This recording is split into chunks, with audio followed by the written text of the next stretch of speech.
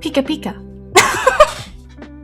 Hello, everybody. How is it going? Hi, Cotton. Immediately redeems. Pika Pika. Hello. Happy Sunday. If it's still Sunday, I'm assuming, for you. Welcome in. Sorry, coughed. We are painting today. We're doing the damn thing. So welcome in. The stream cord notification also went off, so I think we're killing it. And in the Discord, we got to 100 in that counting channel, which I cannot believe we already did today. Like, the effort that it takes to even get up to 100 and the coordination. And you guys are crazy. Although I guess we do have to get to 420. That one will take a while. Maybe I should do a reward for 420.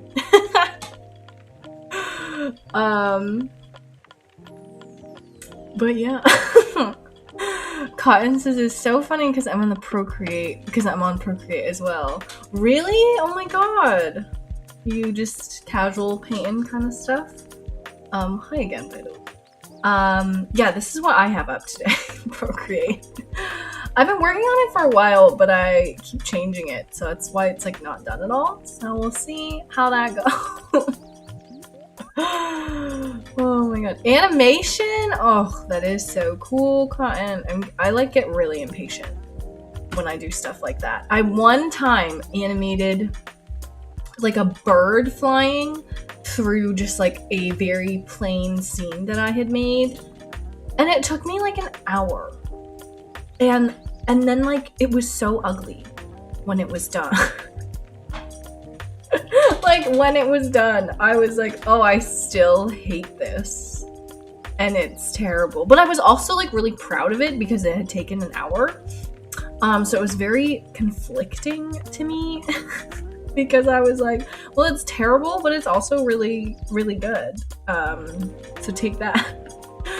You made a short movie, right? Yeah, I did. So I took one animation class in college because I was just trying to get some art classes in. And which hilariously enough was for my accounting degree. But anyway, so I did that because oh, I messed up the water. Okay.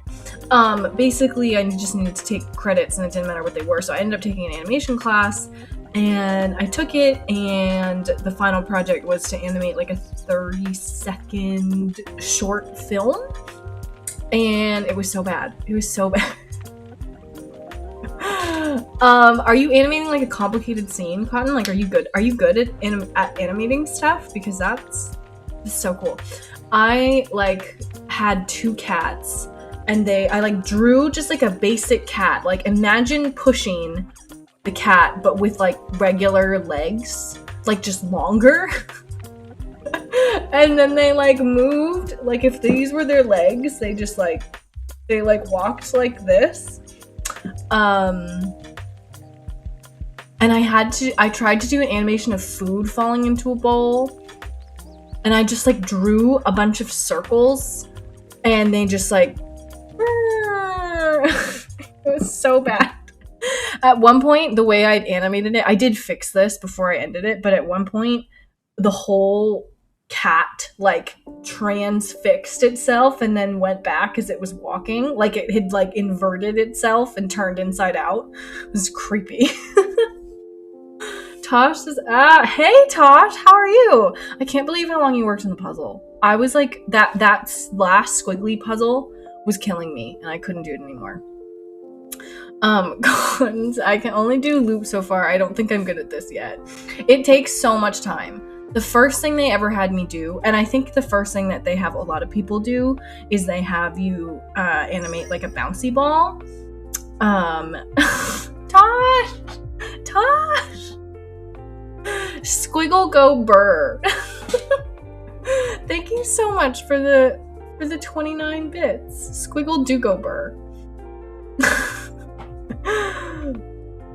Cotton said, oh, that's a classic. Yeah, it was a really good starting point because it's simple, so you think it's really easy, and then you learn about like the speed of it, and you learn about the squash and stretch, and you learn about like you know, how it works, and by the time you're doing it, you're like, oh, that was not easy, and all I did was nothing. So it like really sets you up to know how hard it's about to be. Oh, the principles of animation. Yeah, truly something that I understood in practice, or I guess in theory, but not in practice. Oh my god, maybe, let me see, I wonder if I still have it. Tosh says, I learned this. Do we have a pop quiz, Professor Fauna? Not today. You've escaped today without a pop quiz, because oh, that would just be rude. You know, you're not even, the attendance isn't even fully here yet, so I do have it. Maybe that will be the next like bit reward. I do have it on YouTube, but it's a private video because obviously it's a private video because it's my homework. But yeah, we'll do that. That'll be the next one I do. Because I do have a copy of it, and I know that people wanted to watch it, even though it's a 30-second video of terribly animated cats is what it is. Oh my gosh, animation has no business being as hard as it is. Also, why is this a different color? I don't understand what's going on.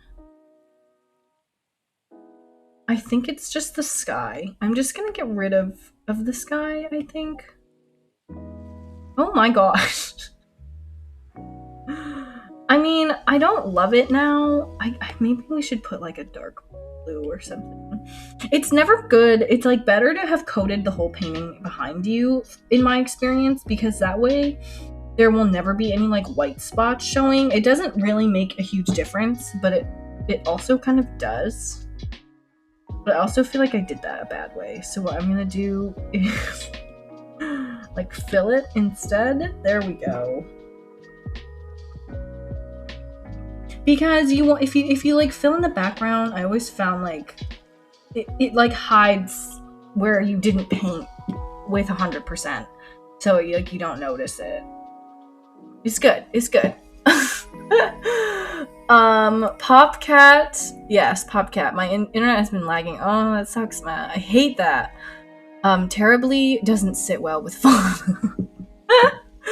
Okay. Pika. There's your redemption, Tosh. Hi, Warhammer. Hey, guys. What's up? How's it going? How's your day going? I just had pasta for lunch. So I know that I don't live in the same time zone as any of you guys. So I'm sure if you were to have lunch, you have had it at this point. This Pikachu seems different. I just like imagine the text bubble showing up and it's like, this Pikachu doesn't look quite right, but you attempt to catch it anyway. Oh my gosh. I want to do like another Discord bot for Pokemon. I think that would be fun. Because, I don't know, I just think it would be the vibes. You know what I mean? Sometimes you just have to go off of vibes, and I just feel like it would have good vibes. If that makes sense. And then like you could catch Pokemon and stuff. There's one in another Discord server that I'm in, but I suck at it. I only have my starter and I have a Starly because I suck. And you have to know the name of the Pokemon to catch them. And I don't know the names. I don't know their freaking names. So I simply just don't have any. I wouldn't say it's working out super well for me, but I digress.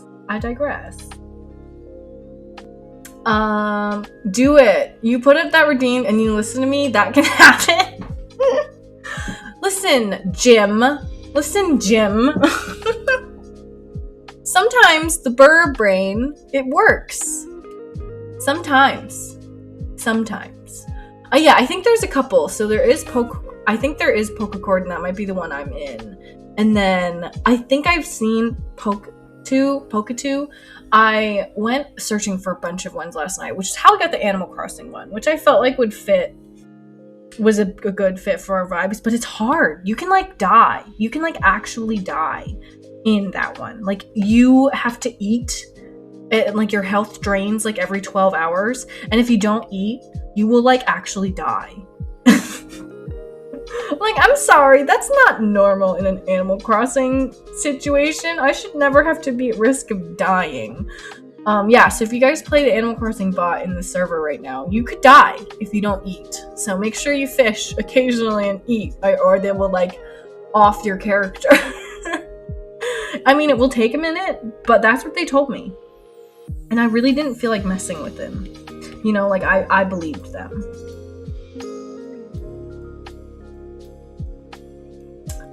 There is a bot called Poke2, and I have 130, and you just use Google Lens for the names. Oh, so you're a cheater. Okay, cool. Good to know that if you were there, you would be cheating. I'm just kidding. You're allowed. I looked at one, and like, I know so many Pokemon, but I don't know any of the newer ones. So one of them was like a Woobat, and I'd never seen a Woobat before. So I was just like, I was just guessing. And so it was like, catch fluffy bat thing. And they were all like, Fauna, why did you think that was right? And I was like, listen, I was trying my best. That one's in black and white? That one's that old? Oh my god. The name Woobat did sound familiar, but I could not place that thing. I swore I had never seen it before. Maybe I blocked it out of my mind. No, it's allowed. They wrote it into the bot script. How does that, like, not surprise me somehow? So yeah, anyways, I'm not very good. I have a Starly, and I'm probably only new Starly because there are so many Starlies in Arceus, so I've just been, like, thinking about Starlies constantly, so they were top of mind. I mean, like, I do know Starly, but who's to say if I'd have gotten that right, you know? God, black and white is old. Yeah, older than, like, the latest gen. Like, once they got into the, like, the Klefki, you know, the Pokemon that's just like a pair of keys? That's what I'm calling the new ones. So I'm not, like, making black and white old, but I also felt like the character creation at some point, the quality changed a bit. Like, it's a pair of keys.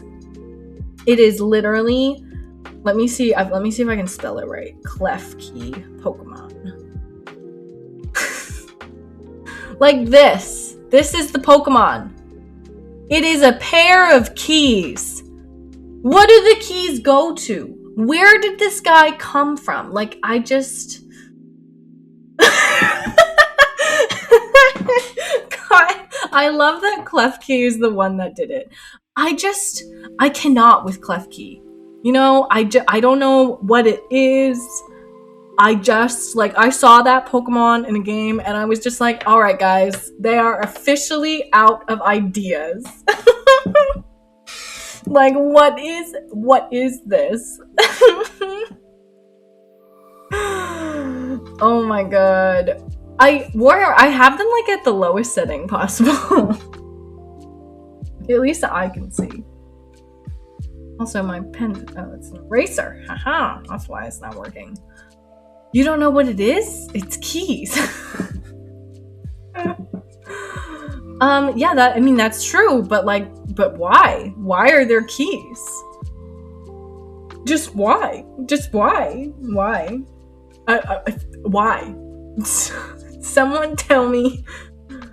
Okay, wait, you know what? You guys don't need to tell me. I'll be a big girl. Okay, so I have the Klefki. Let's look at, Klefki is a steel fairy type. I mean, that's a cool combo. I'm not gonna lie. Still feeling like we could go a little higher in the design, but that's a cool type. Klefki never lets go of a key it likes, so people give it keys to vaults and safes as a way to prevent crime. Okay, questions. Okay, so here's the thing. So if you have something and the clef key never lets go of the key and you want it to be safe, don't you need to own the clef key? Like, what if you just gave your key to a random clef key? And then what if that clef key befriended your enemy? There's flaws. I'm seeing flaws right now. This makes it sound like people are just randomly throwing their keys to this Pokemon. Tosh gets it.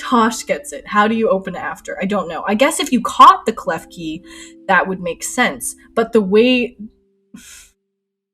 It says clef key never lets go of a key it likes. So people give it... Okay, imagine this. So let's get a little bit darker.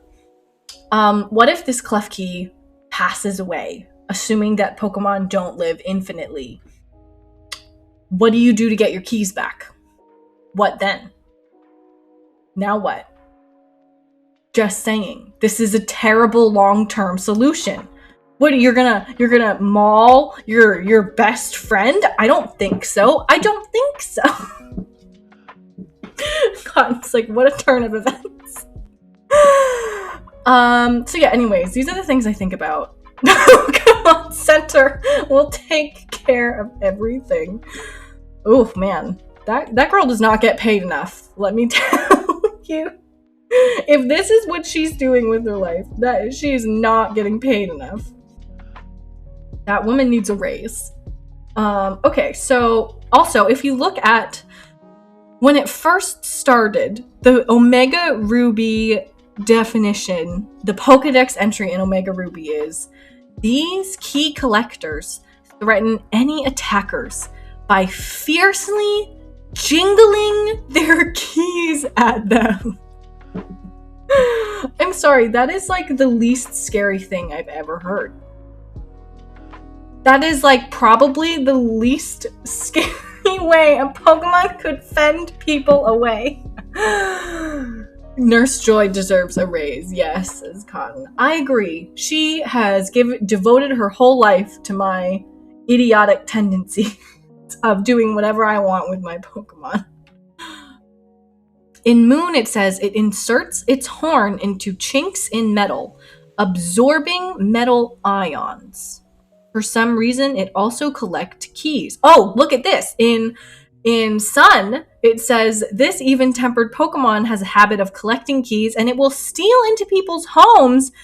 It will sneak into people's homes to steal their keys. Okay, so there's just wild Klefki out there who you have to lock your windows from in case he just robs you. And he doesn't even want your treasures. He just wants the keys. So do you buy decoy keys? Is that the solution? So, I'm sorry that I'm so obsessed with this right now, but the description is making it worse. Okay, breathe. This is a chill. This is a calm, chill stream. We're relaxed. We're vibing. We're cool. Calm. Collected. Okay. The shield entry is Klefki sucks in metal ions with the horn topping its head. It seems this Pokemon loves keys so much that its head needed to look like one too. That's the scientific reason they decided. Okay, I'm gonna put this down. Cause I genuinely did not think I would be talking about Klefki today. Because why would you ever talk about this Pokemon? Because it is it's so weird. It's so weird. Wherever, let's go break into people's houses and take their keys for the Pokemon. Yeah, exactly. But what if you were a bad guy? Wouldn't you use Clef keys because they're just gonna wander around and steal stuff? Like, it seems like the perfect Pokemon for the bad guys. You know what I'm saying? You know? Soul Thieves Cosplay says good afternoon. Hi! How are you? What's going on? Welcome in. We're just I'm complaining, specifically about Klefki, because it's a lot to go through right now, you know? Partner in crime, says Warhammer. Well, yeah, I mean, like, it is arguably much so a partner in crime, but isn't that the problem? It's like they designed a Pokemon for the bad guys. And, like, pardon me if I'm wrong, but maybe we don't do that? Like, maybe they don't need more help. Is just, like, a thought I'm personally having at this exact current juncture. Tosh is complaining about a wild Klefki. Okay, so, like, my other thought is, like, if I lived in the Pokemon world in an area that had Klefki, I can't even say Klefki anymore. I think I would be like that crazy woman who kids, like, run by her house and they're like, yeah, that's Fauna, the crazy woman. Because I would just, like, not use keys, and then I would just have, like, large, like, things blocking my house in to protect me from danger, as if, like, the Klefki was the worst thing that could ever happen to me. Like, this is what I'm imagining I would be like. Because I don't that, I mean, like, that just, it's logical, right? I mean, maybe it's not logical, but this is what I think I would be like. Warhammer says they only have Wobbuffet, and I think they need keys. Wait, I think I know which one that is. I thought it was spelled differently. Wobbuffet? I thought it was like a U. Yeah, are you talking about Wobbuffet, or is it another Pokemon? Okay, yes. That guy is like, he's like a little blue guy. Or Wobbuffet, something. So this is a tall cyan Pokemon with a soft body. Medium fast. Okay.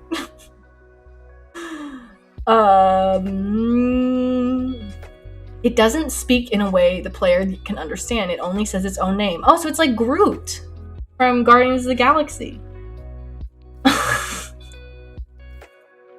Okay, in Silver it says it keeps its pitch black tail hidden.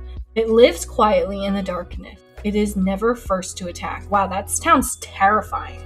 That sounds like the Pokemon also of my nightmares. Imagine trying to catch that. I'd be dead. I would just die. Team Rocket's Pokemon. It's a gimmick Pokemon for battles. It only counters. Oh, it's so annoying. Probably why I like tend to block out things I don't like.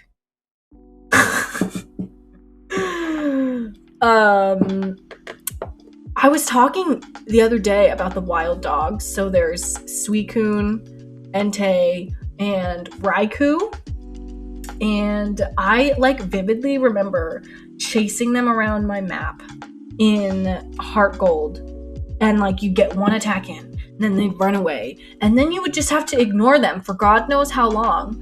And then, like a week later of playing, you would maybe run into them again, and then you would attack them again, and then they'd run away. And you also had to be faster than them, because before you were lower level than them, they just ran away. You couldn't even attack them. And I just, like, the dedication that I put in to catching those guys, like, that should come with an award. That should come with something. Because that was a lot of work. Suicune. Yeah, because I was saying it like Suicine the other day. Tosh says, roaming Pokemon. I've encountered one roaming Pokemon. One? Which one was it, Tosh? And hi, Pan. How's it going? What's up? I'm starving and gonna heat up pizza. Yeah, you sounded hungry like 20 minutes ago. So definitely good to grab a bite. We just be chillin'. So star for you. Yes, exactly, Cotton. My stomach is literally gurgling. That's always when I know I need to end stream. Is when I can just, like, when my stomach is just, like, audibly to me begging for food. I'm like, okay, alright, you know what? We're just talking about Pokemon. It was Entei and he ran away. They're kind of scary. I actually really like their designs. I feel like they do a good job with the wild dogs. Is this in like Heart Gold or Soul Silver, or are you playing something like a different Pokemon game, Tosh? Because I don't think I've ever encountered them outside of that game. And that game, I think I just like love the Johto region, and I cannot wait for them to put another game, remake or not, in there, because I mean, I guess it would be a remake, but I just give me Ampharos or give me death. It has been so long since I've played as Ampharos, and I can't take it any longer.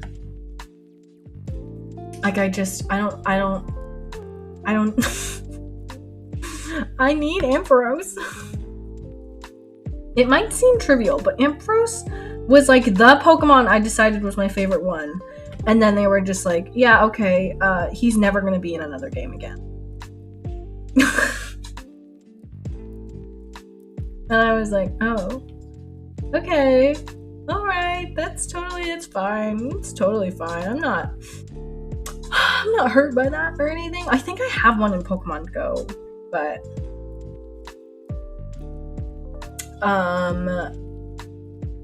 aren't those the 3 legendary dogs? Yes. My first game was Ruby. I cried all night when I missed Groudon. Cotton, you missed Groudon? Like permanently? Or just like wait, what? Oh my god, I don't think I'd recover emotionally.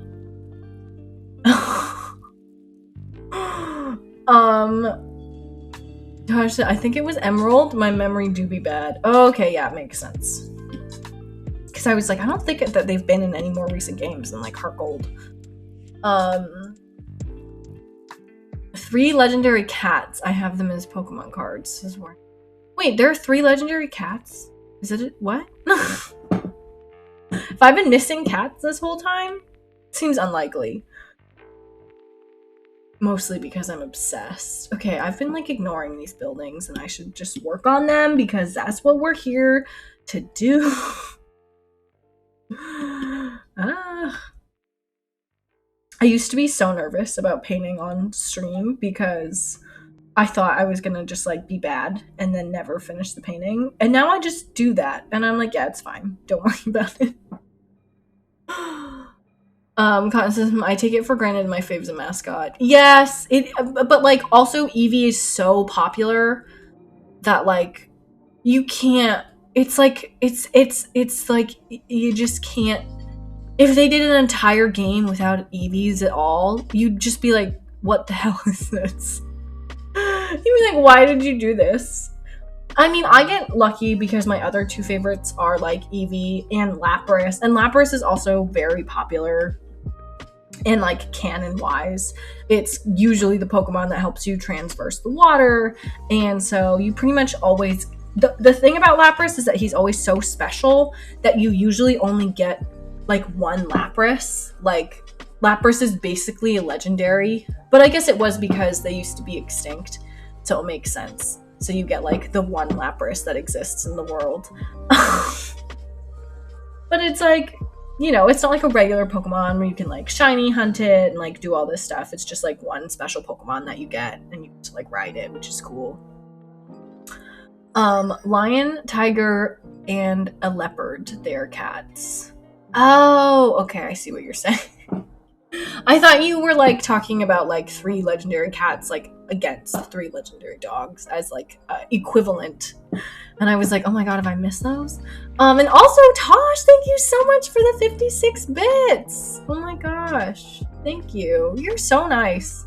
5k bits badge? Oh my god, Tosh. That is a lot of freaking bits. I can't believe that.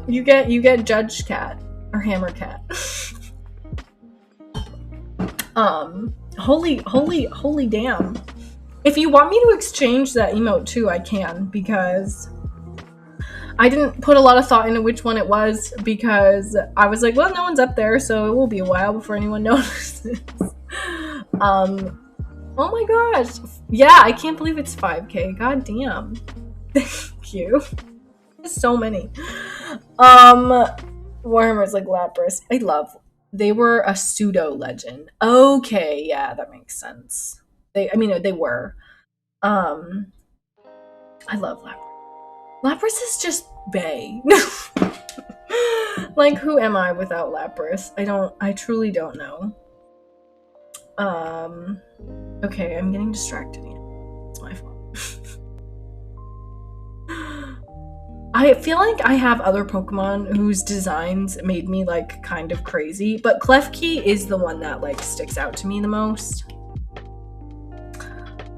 I also didn't...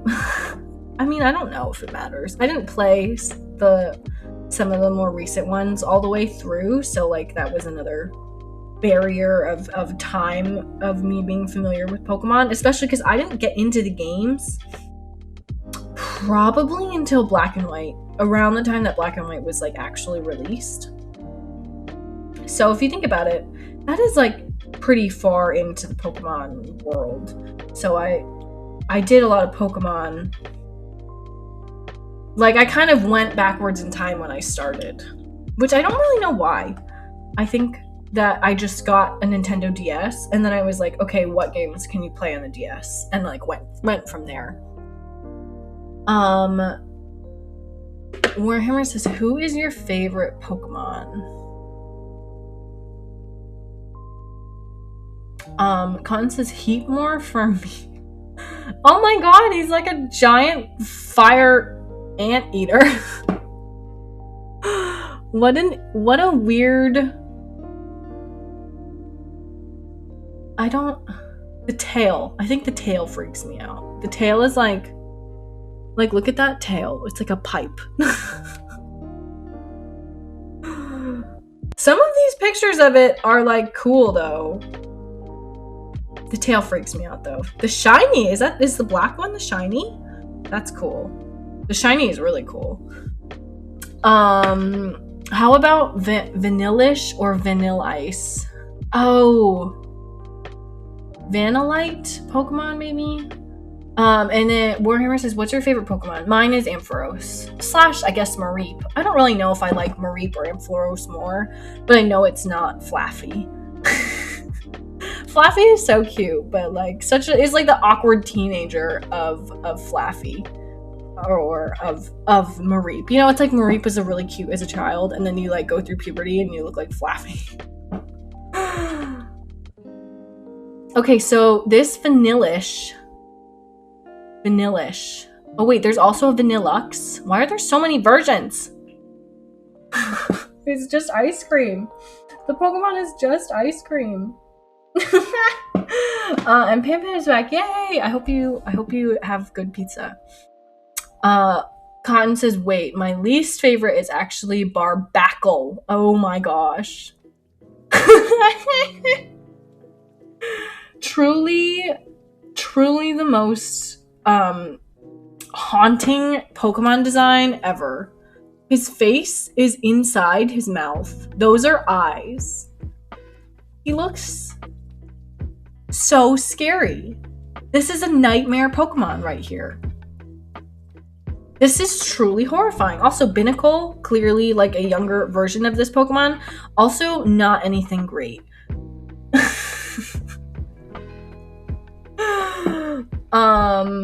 Unpopular opinion, I like the ice cream cone. I like the ice cream cone's middle evolution, I think. Anyway, yeah, Pam Pam, we're talking about Pokemon because I went on a really long rant about how much I hated Klefki. And so now we're all talking about our least favorite and favorite Pokemon. What does Ampharos look like? Okay, hang on, wait, I'll look that up. So one of them is just a, like, flower band, and this one is called Comfey. Comfy? Pineco is on here. I don't really mind Pineco. The sad Pikachu is on here, which I know everybody had, like, a huge laugh at. Mr. Mime is on here. I'm used to that. Klefki is number 6. What did I say? Creamy is on here.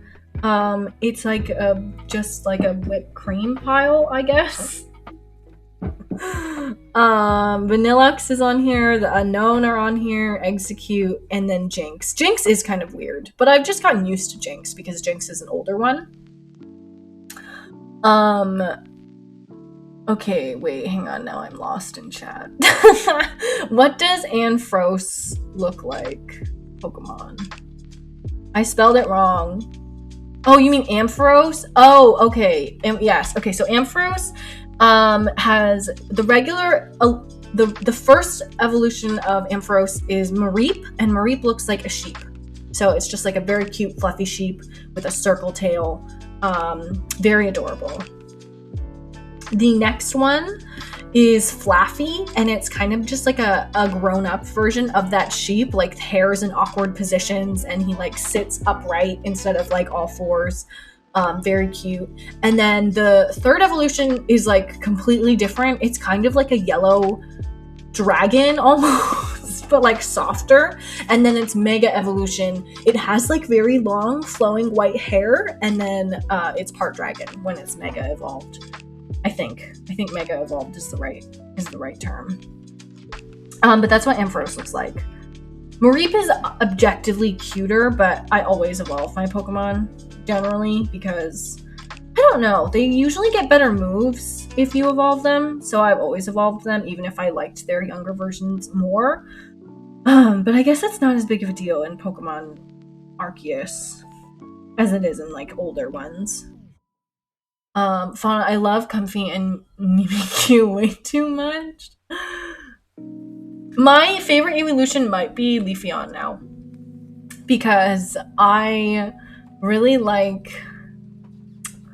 love Umbreon. I really do, but I've never had a Leafeon before, and I love having Leafeon. Like, that baddie be amazing.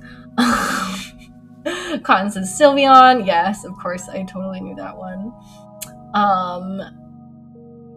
I have that as Pokemon card. Yeah, here. Yellow Dragon, but softer, is not very helpful, so... Ampharos. Here, let me... How do I have, like, Chinese on as one of my languages on my phone, and it really messes it up. So this is the Mega Ampharos, basically. It's got, like, a lot of hair. But this is actual Ampharos. So this is the fully evolved version of Mareep. So it kind of, I don't really know how you would describe this. I honestly don't even know how they came up with this, because here, I'll show. I'm sorry, I love this Pokemon. So, but this is Mareep, and I've actually gotten a shiny Mareep, but I didn't evolve it because I really like the way Mareep looks shiny, but this is what it starts out as. Giraffe Kangaroo. Yes. Oh my god, you're actually completely right, Pan, and that totally reminds me, because one of my good friends at one, like my high school best friend, basically, we gave each other nicknames based off of animals, and mine is Panda and Kangaroo, so I'm Picogaroo, and hers is Giraffe and Deer. So I feel like it makes a lot of sense that I like Ampharos because it's a giraffe and then I'm Kangaroo. Cotton says, okay, I'm in love with Leafeon. I'm obsessed. I'm like actually fully obsessed. And it's not like I didn't know what Leafeon looked like. I don't know if they like imbued crack into the soul of Leafeon in Legends Arceus or what, but I would die for my Leafeon. Like, not to be dramatic, but truly Leafeon be amazing. Where says, I don't think I have Leafeon. I have all of them in Arceus right now, but I don't use the Flareon or the Vaporeon right now. And I kind of need to kick Espeon out because I really like using Gardevoir. Like, Gardevoir is objectively much more powerful than my than my poor little guy, but I don't know, I feel bad. So I've just been leaving my whole EV team in, but I liked having Gardevoir. I also have a really powerful Alpha Gyarados right now, And it, I should objectively also be using that guy more often because he's really powerful. It's really cool to have a water type that's, I think, what is he also? Flying, I think? Sylveon is fairy, I'm pretty sure. Oh, wait, I have a Sylveon too, but I'm not using my Sylveon either. But it's because I also had the Gardevoir, and the Gardevoir is psychic and fairy, so it's like it's really OP. Gardevoir is very OP. Also, I should probably use my like Zoroark or however you say it, because that guy is normal and ghost, which, as we explained yesterday, is actually a really cool type that I did not even know was a thing. I feel like the roof of this doesn't make any sense.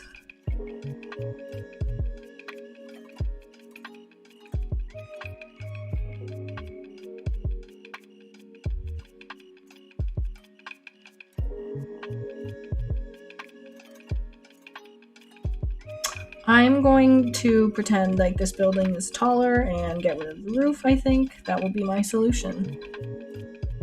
It's so funny to watch the Gyarados flying in Pokemon Legends Arceus, because the animation, as much as I love that game, the animation for it is literally so bad.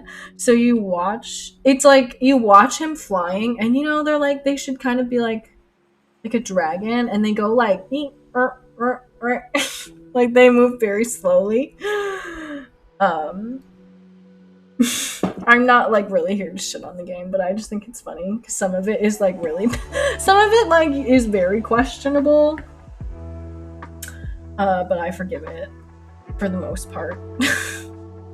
Except the other day I was freaking landing on this plane of grass, and I was just like, okay, this will be fine. Like, I'll just land here, grab those apricorns from this tree.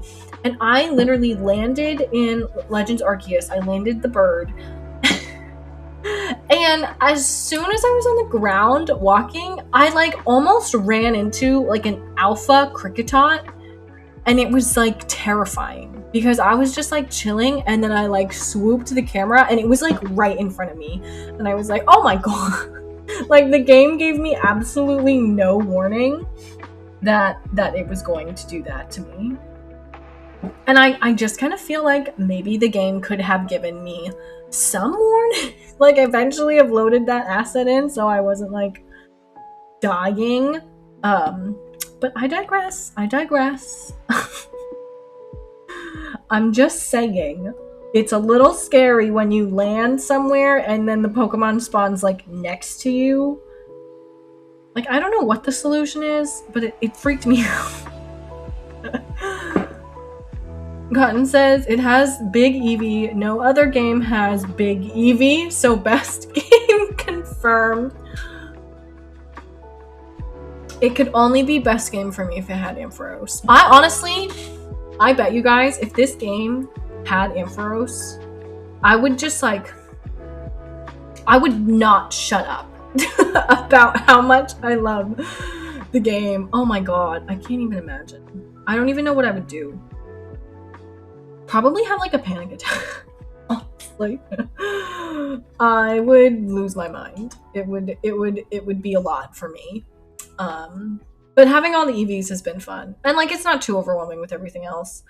And I know that I'm not even done because we have the end game to go, and then there's post end game stuff. I'm really excited to spend a lot of time on post end game because I think that's going to be where a lot of the fun is, because I already have been trying to fill out the Pokedex, so it'll be good.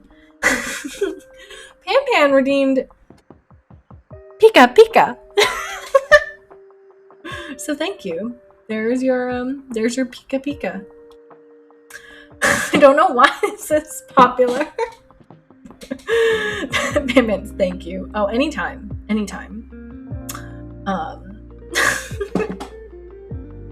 This is like my version of your knee reveal, I think. For anyone who doesn't know, in Pan Pan's stream, she has a redemption called knee reveal, where she just literally shows you her knee. And I really can't explain why it's so magical, but it is. It really is. So. Also, there's a redeem where we can just like have her put stickers on her face. Really like that one. 10 out of 10. Okay, water. I'm trying to like think of how this would exist. This is like a very not saturated blue, and it's kind of throwing me off. So I think I'm just gonna put some of it in here. I've never used this brush for water before, so it will be interesting, you know, but we'll be going with it. Batman. Oh my god. You just can't, this is just the way the world works, you know? I can't explain it. I just am a part of it.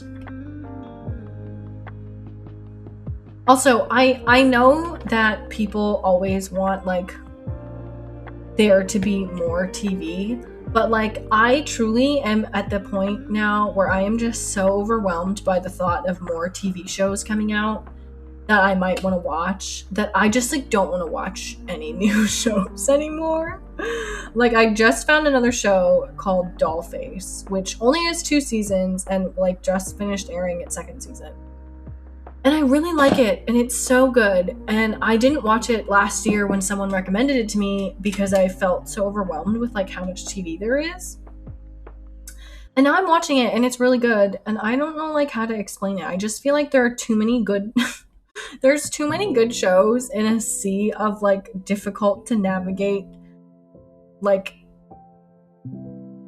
user apps, and I just like never find the shows anymore. I feel like I don't know if anybody else feels that way, if I'm just kind of crazy, but it just feels like a lot. Also I did this backwards, I think. Did I do this backwards? Sorry, I'm thinking about the ocean because I'm trying not to mess it up. But anyways, yeah, I watched Dollface. It's a good show. If you have Hulu, I think it's funny. And like that's what I mean. It's like Hulu now has a Dollface, which is what I'm watching, and it has How I Met Your Father. It just finished up Brooklyn. Like there's so much stuff. Can there just be, I don't know, slightly less stuff? Because I still have to rewatch Vampire Diaries. Pan said I have Hulu, but I hate ads, so I never watch it. Yeah, it's really hard. I thankfully have someone who pays for like their whole family to have Hulu, so I use theirs, and so they don't have ads because they pay for the one without ads. But it's really annoying. And like HBO, or is it Amazon? I think one of my friends works at a restaurant, and on their TV uses Amazon Prime, so she like stole us the Amazon Prime login. Shh, don't tell anybody.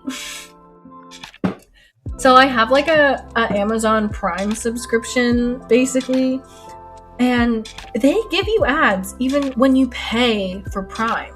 Like, yeah, they might be ads for the show, for other shows, and HBO does this too, where they like, you pay for no ads, but then they give you their ads, and they're like, but they're not really ads because they're for stuff that we make. And it's like, yeah, but I still have to sit here and like push skip button.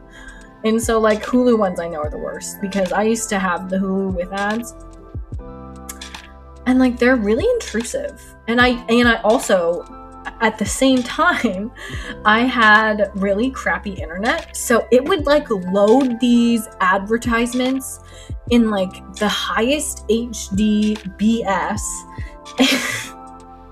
and it would take like 10 minutes to get through an ad break because it would like load so slowly, and then I'd finally get back to the show and like it was just like frozen because I'd used all my bandwidth up on the ads. It truly, I was like fighting for my life. I truly like, It was rough out there. I was suffering. I was truly, truly suffering. So yeah, anyways, I used to do that and it was terrible. Sounds awful. Oh, yeah, no, it was really bad. That was like just how our internet worked. And like I can complain about how I didn't watch YouTube because of it and all this other stuff. But honestly, it was mostly just hard because of school. It was really hard that I couldn't do any of my schoolwork at home. And like if they wanted you to watch a video, God forbid, I was like, well, I'm not doing that at my house. And I would like try to go to friends' houses and stuff. Like it was bad. It was a miracle I watched anything ever because it was like truly that slow. It didn't teach me to be patient either. You'd think that going through something like that, you would come out the other side and you'd be like, I learned how to enjoy it and take my time. I didn't learn anything. I'm just still impatient.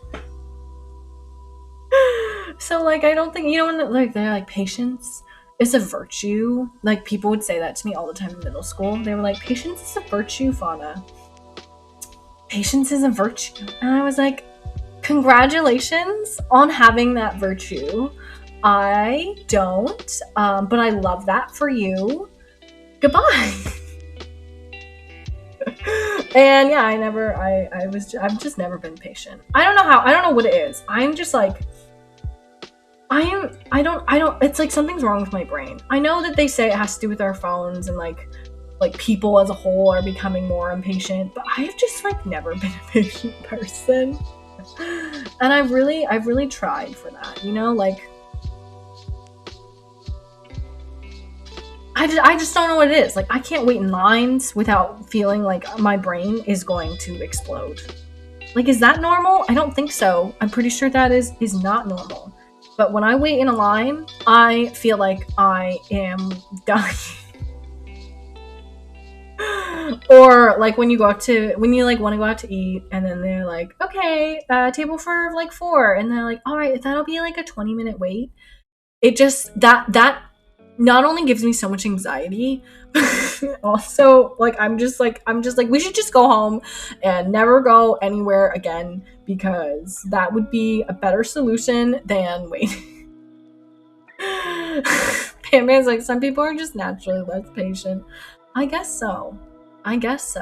It's still, I feel like I mean, I'm not like a jerk. I don't feel like I'm rude to people because I'm not as patient, but it's like, it's not natural for me. And I've just accepted that my brain is like a toddler. If that makes sense, like I just accept that when I do things, I am also bringing along for the ride a 4-year-old, and I just need to keep that 4-year-old as happy as possible, which like seems ridiculous, but that's just how it works for me. I'm trying to make this boat a realistic size. Seemed a little small to me.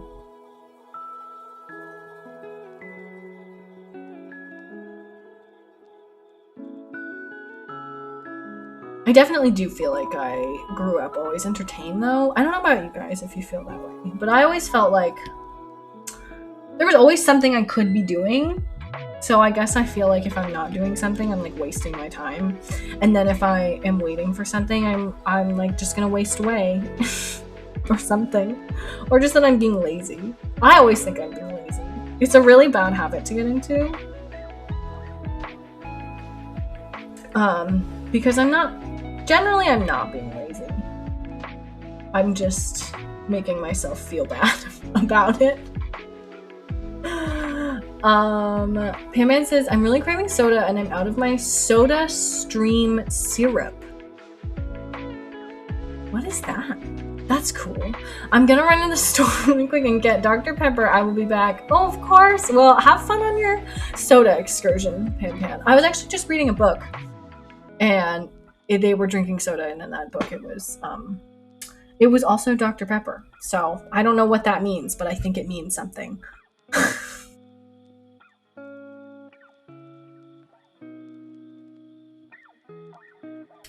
The book is called Turtles All the Way Down because I'm in my I don't know what, I read Hank Green's books and I just felt like I was in a very strong Green Brothers kick. So now I'm reading some of John Green's books. So I've already read The Fault in Our Stars and I reread The Fault in Our Stars. And now I'm reading Turtles All the Way Down. And I've already read his other books, Looking for Alaska, Paper Towns, and I think there's one more. I know I read those two though, and The Fault in Our Stars. So that's what I've been reading. It's kind of weird. I haven't read in a while. I don't know how to explain it. It's just not having read in a while is kind of, I don't know. I guess I don't know. I don't really know what I'm saying. It's just, it's nice reading, and I think that it's easy to forget that it's nice to read until you go back into it on your own willing accord and not just oh, I had to read for whatever reason. I think it's different if you are forced to read. Also, I really like this texture, but I don't know where, we don't really need it. I'm just gonna move it down, I think. I wanted the mountain to be a little higher, but I feel like I made it too high.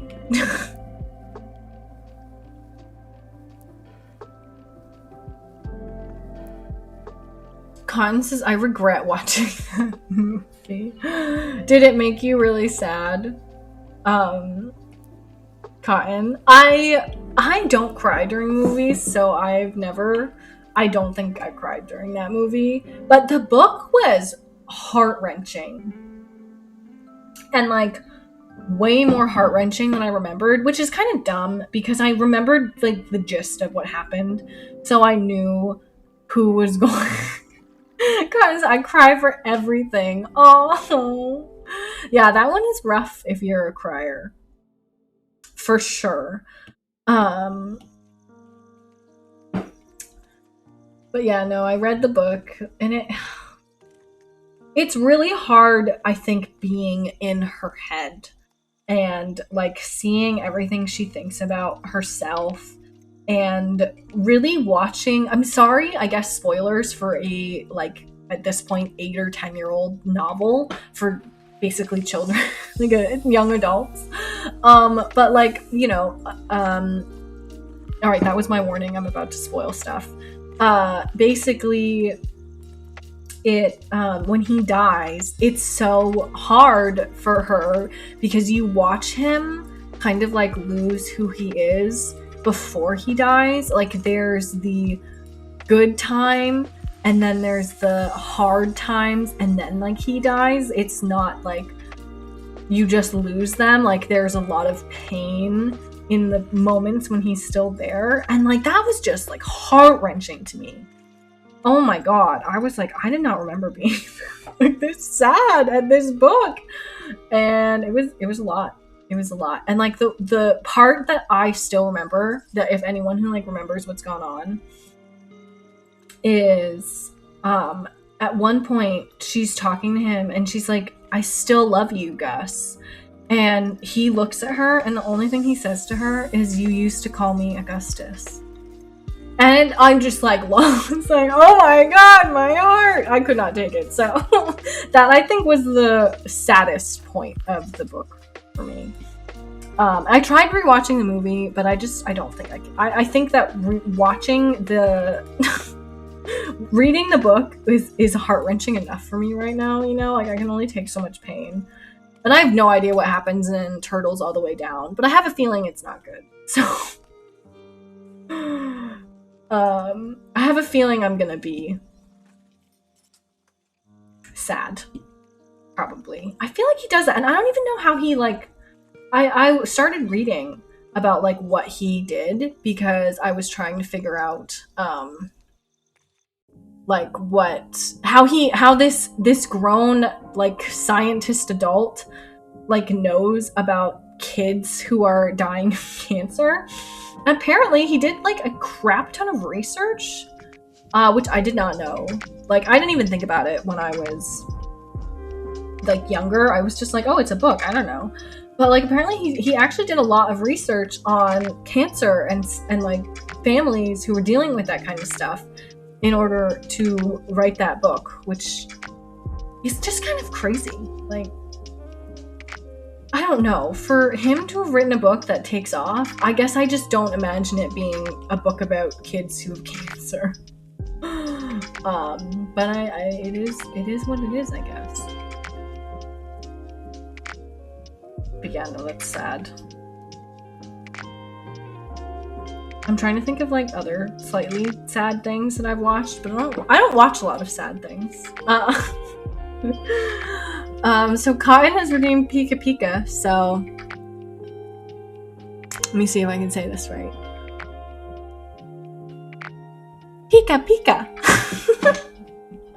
I'm like imagining Pikachu saying it, and he like, I don't know, Pikachu just has this like good voice, and it's like Pika? Like it's very it's like it's like questioning almost.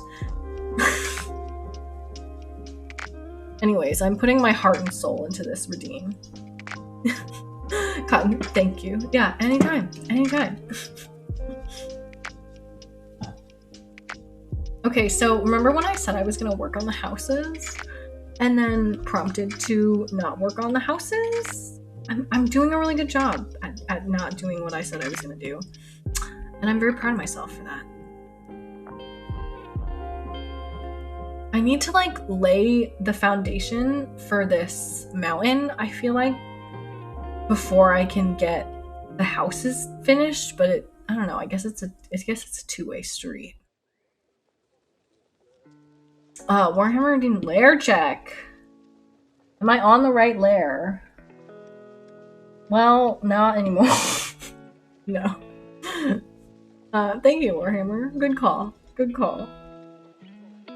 In a way, I was, but I also truly wasn't. And I like made these houses that are so high up, like enormous.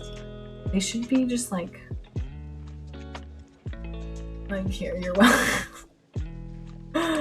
Oh my god, are you guys? I've been hearing my phone go off. Are you guys just counting? A little bit. That was a little while ago, I guess. You guys are crazy. I can't believe how high you guys counted already. I thought getting to 100 was going to take like days, I guess. I guess I don't know why I thought it would take so long. I just assumed one of us would mess up more often, but it's a very coordinated effort, I must say. Okay, so this is a house, and then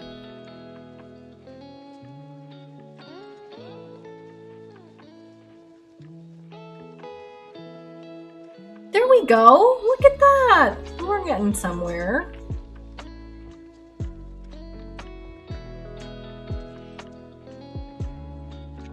Matt and Ben are counting. I feel like I've always said Ben's name is Ben J or something. I'm pretty sure I just say everybody's names wrong.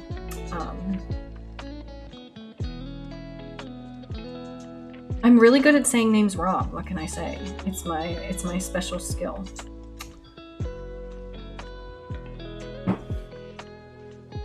Also, you guys were too nice. You didn't have to give me 100. I was gonna let someone else take it, but then I did it because I got really excited. So I guess I can blame myself.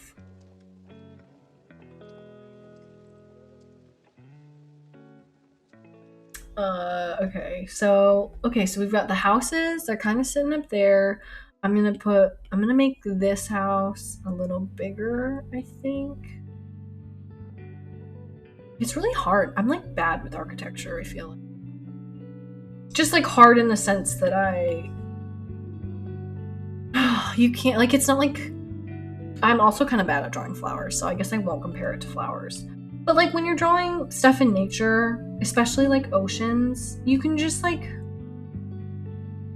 you know, you can do whatever you want kind of, and then it's still gonna be fine because like you don't necessarily like look at an ocean and be like, oh, it doesn't look like the ocean. Like it does look like the ocean, but when you're drawing like a house, it has to like look very proportionally like a house, otherwise it doesn't look like a house, and then you get into trouble. So I say get into trouble like there's an art policeman who is gonna just like knock on your door and be like, ma'am, I have to take you downtown because you were breaking the art rule. Oh, I kind of like having a branch here.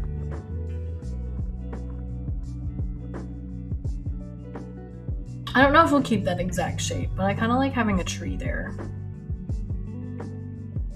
I just like imagine that there's like a lot of foliage wherever like this person is standing on like a balcony or something, or like the edge of a bridge.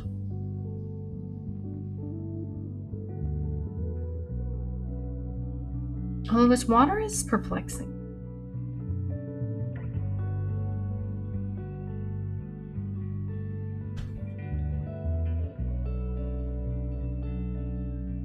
I can give it like a little motion blur,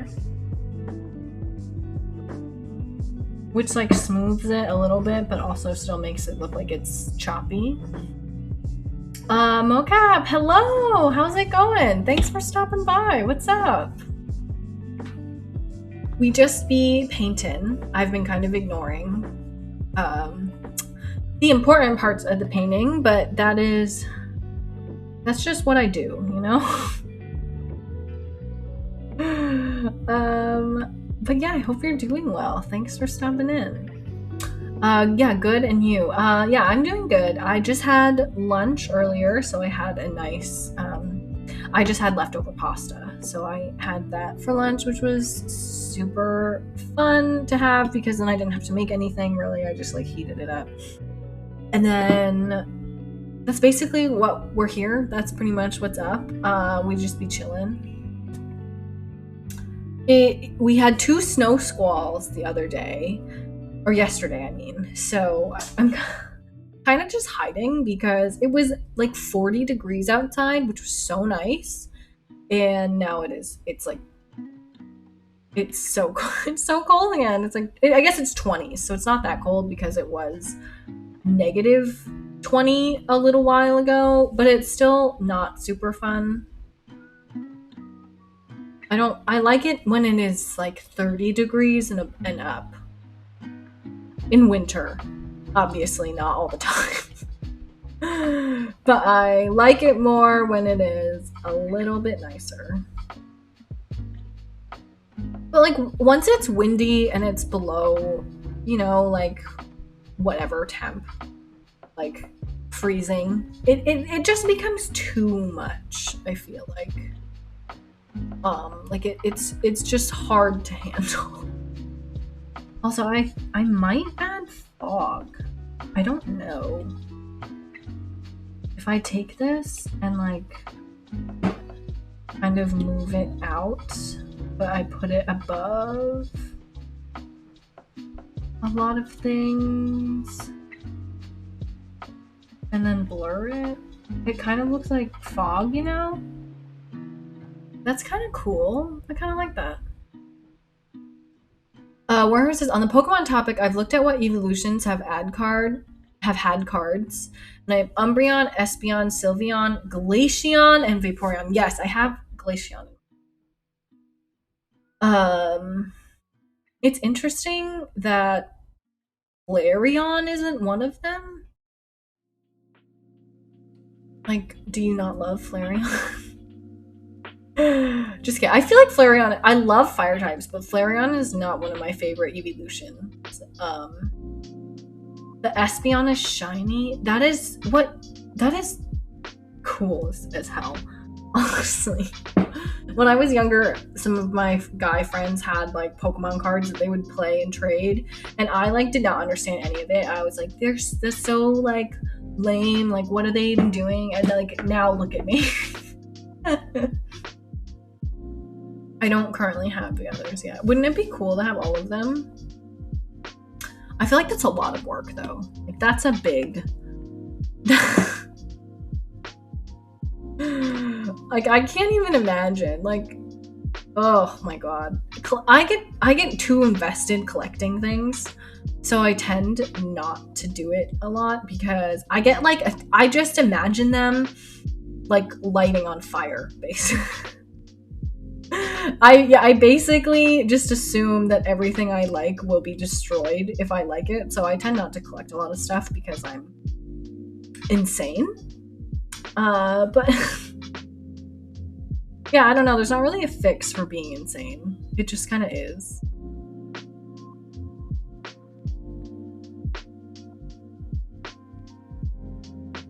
I don't currently have the others yet. How many others do I need? I mean, if they have all of them, then that would be Flareon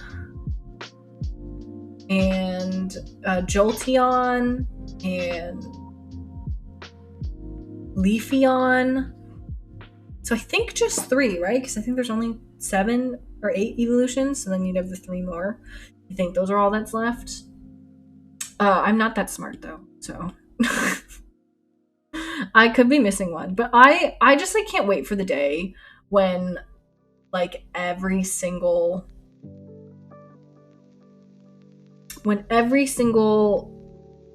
type has like an Eevee. Like I would just love to have another Eevee.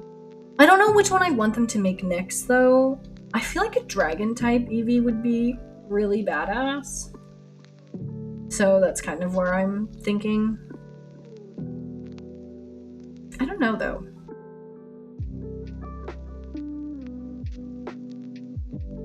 Do you have any preferences about future Eevee types? I think, honestly, I would just be happy to get another Eevee.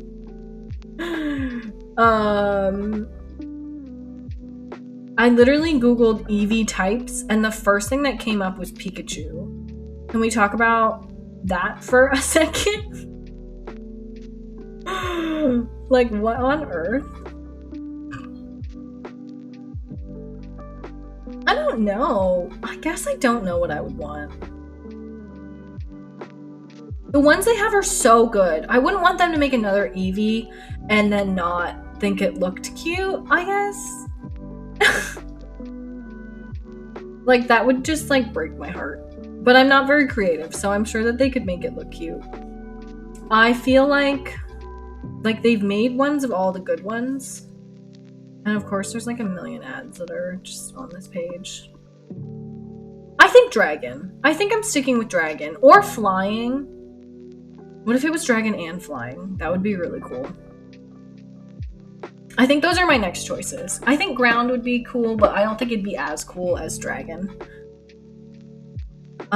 Did you distort it? Did I distort what? My Eevees? Or like something in the painting.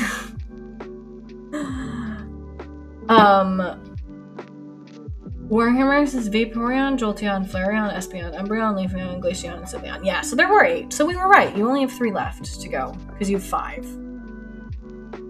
The painting. I distorted.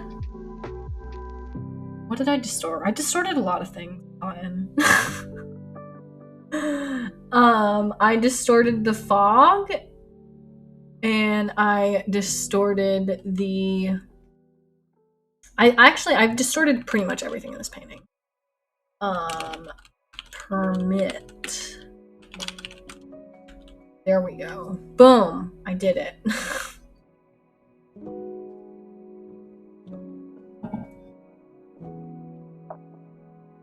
Okay, I'm actually gonna copy this. My computer is like refused to copy things lately.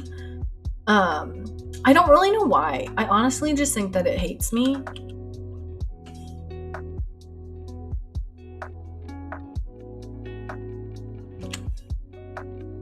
No, I'm not trying to Google it. I'm trying. My computer does definitely hate me. Decided that's what it did. Okay, so it's someone, if you click on the link, it says, I finished making all these evolutions for ones that don't have yet. Oh, okay. Computer, please be nice to Fauna. The flying one looks cool. Yeah, so for anyone, I wonder if I can share this window. Breaking world.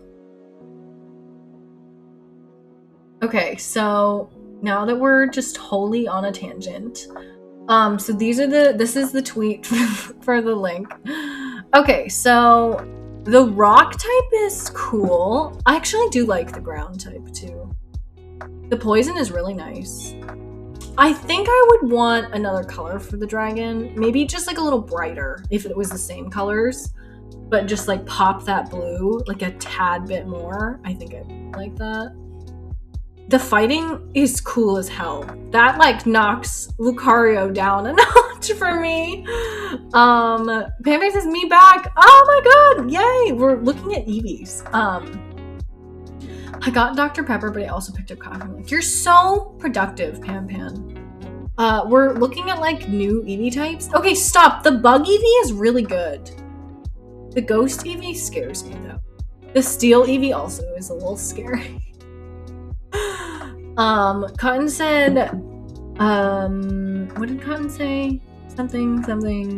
I want you to rank these. Okay, so my favorites are probably, I think flying is my favorite, then fighting, then poison, then dragon, then, did I say bug yet? Then bug, and then rock, or no, then ground, rock,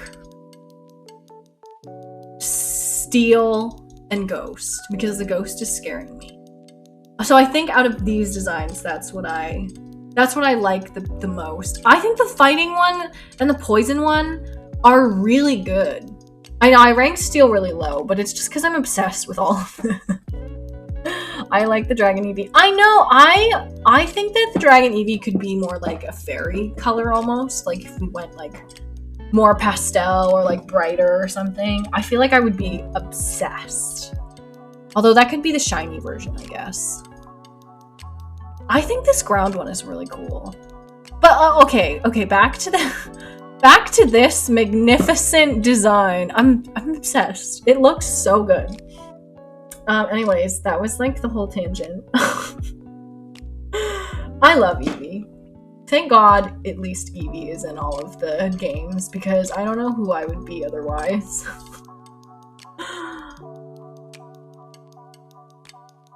OMG, the rock one is the Egyptian one. Yeah, they're really cool. They almost make the regular Eevees look bad. Not that anyone could take my heart away from Leafeon right now, though.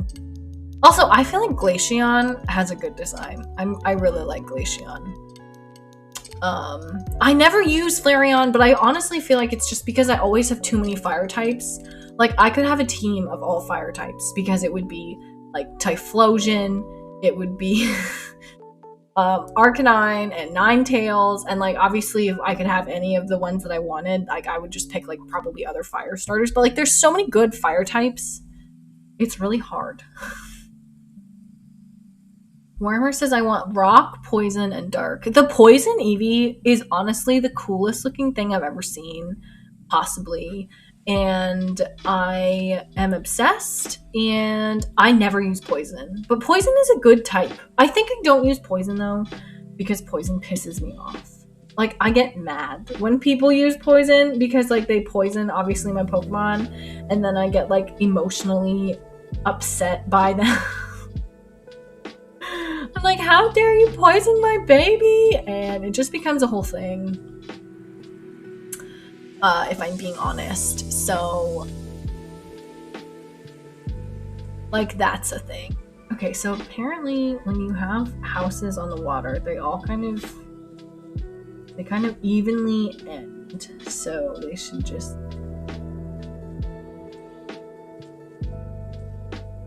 I'm gonna try and get rid of some of the jaggedness.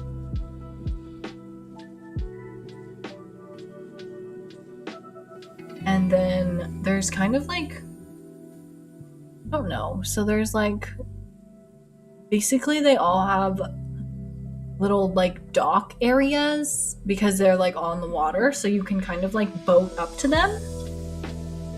So they like all, you know, they go like right there, but way less thick.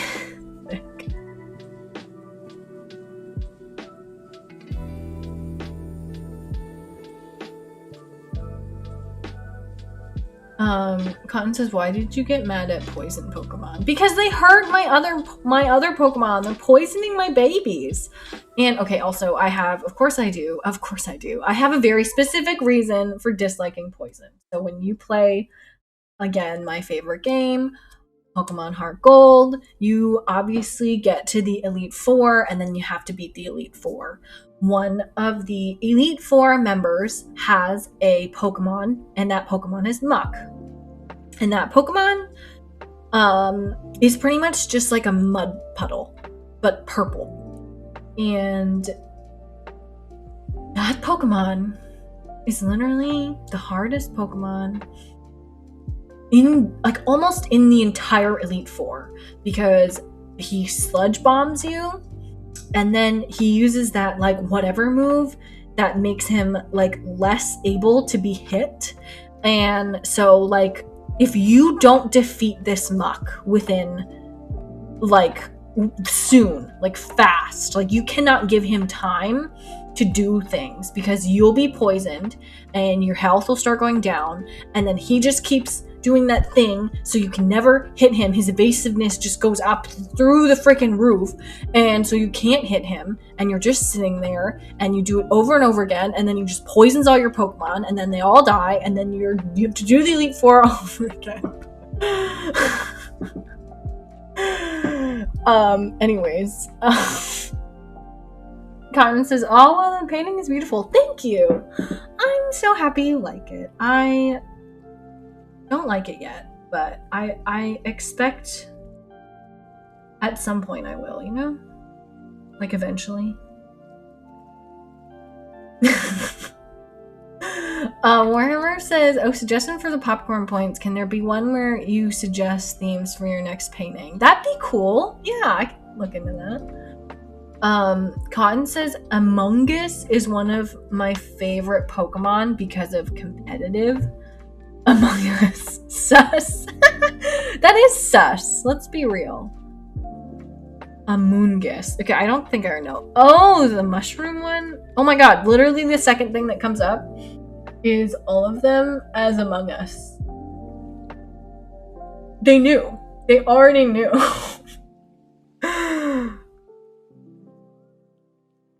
Okay.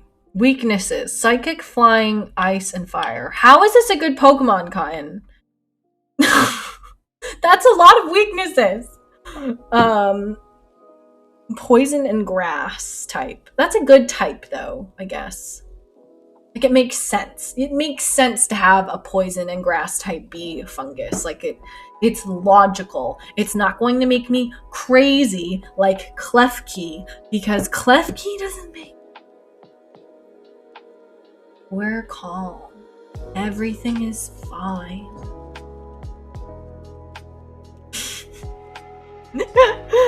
Cotton says, it's so bulky, I can just put everyone to sleep. Oh, well, that's cool.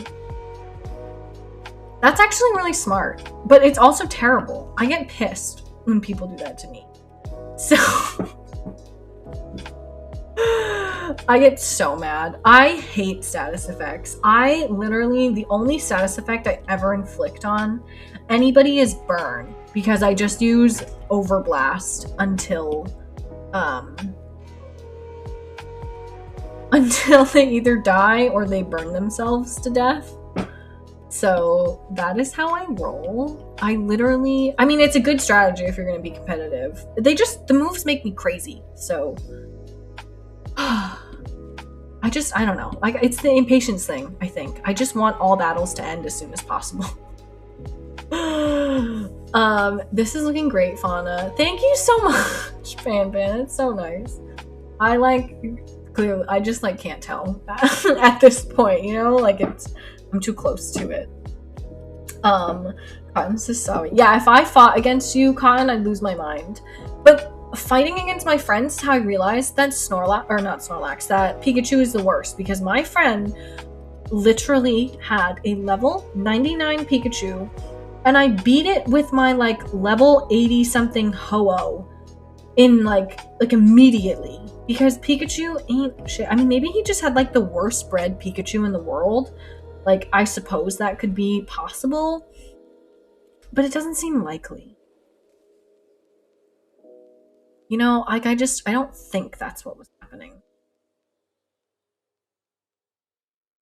Okay, so all these houses are pretty much going to be the same size. I might make some of them a little shorter than the other, but they're all going to be close in height. Warhammer is Snorlax.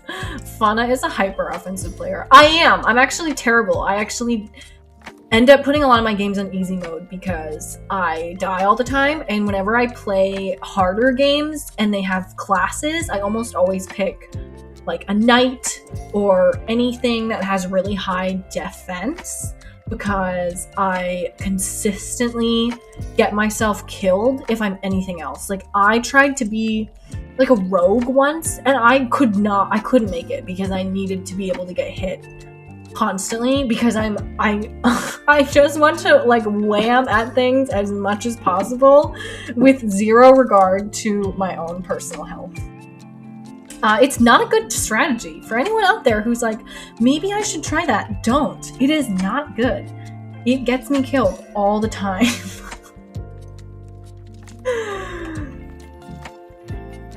Can you put a Snorlax on the dock?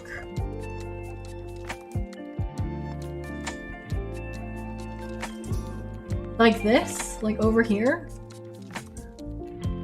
I guess so.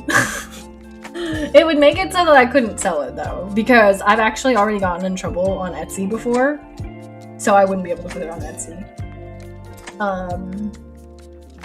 You can only get striked so many times on Etsy before they like delete your entire shop.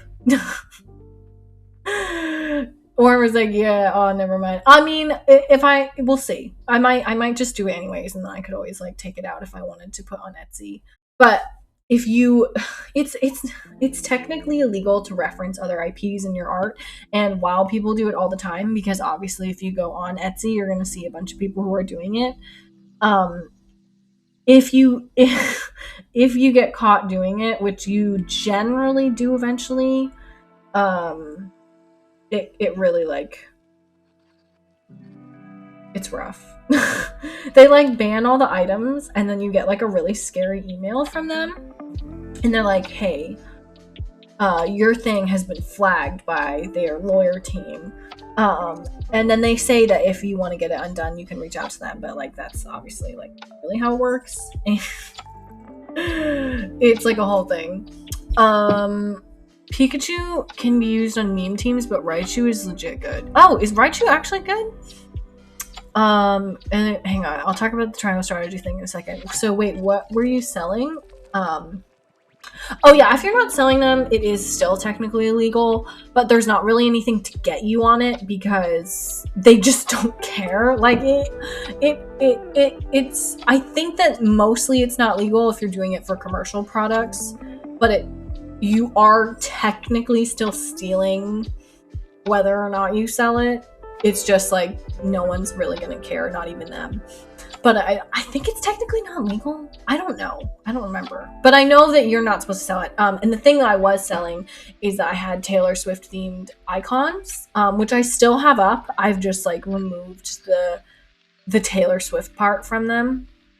But I couldn't even get like those items back to my shop. Like, I can't take the Taylor Swift out of the items and put them back. I had to delete the items and make new listings, which is actually bad because people had left reviews on my old listing, and so now the reviews just link to something that doesn't exist at all. So it sucks. So how do people create emotes and stuff? Technically, they just don't get caught.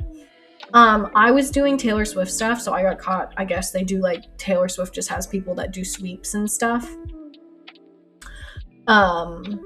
and I just like was unlucky, because obviously there's lots of stuff out there, like people do these things all the time, so it's technically when you see people using others like IPs and stuff that they're selling, they could get in trouble for it. They just generally just get lucky, I guess, is really what it is. And I think Nintendo is pretty loose about it. I haven't really seen a lot of people, at least in like the Animal Crossing world, get in trouble for any of it. Fauna is on the bad side of Taylor Swift. I was like, wow, Taylor Swift hates me. I was very sad for a moment. And then I was like, okay, it's fine. I'll be okay. But I was very sad. I was like, what if I meet Taylor Swift and she's just like, I hate you because you stole my name to make app icons for my fans. Like, I legitimately had that thought, but I did recover. Triangle Strategy. I have been playing it, but it's so story heavy. It's killing me. I really want to like it, but I haven't even battled again, and I'm like 2 hours in. Like, I literally I've only done one battle. So I'm hoping that the rest of the game picks up. I'm not like writing it off or anything, but it does make me a little nervous. And again, I'm impatient, but I've really been liking it otherwise. Like, I thought that the mechanics were fun and stuff. But what about you, Cotton, or anybody else who's been playing games? Because Triangle Strategy, if you have a Switch, released their first, like, I don't know what it was, like their first three things. They released like the first 3 chapters of their game for free as like a demo to see if you might like that kind of game. If you are a Fire Emblem player, you're probably gonna like it because it's like that kind of strategy kind of game. I'm finding it a little harder though, but I don't think there's permadeath, so that is going to eventually make a difference. I haven't played yet, but I really want to. It's really good. If you like story in games, I don't think you'll mind. I just get, like, you guys watch me playing Pokemon and how I eventually am just like, oh my god, stop talking. That's also how I am in like other games. So I'm just impatient.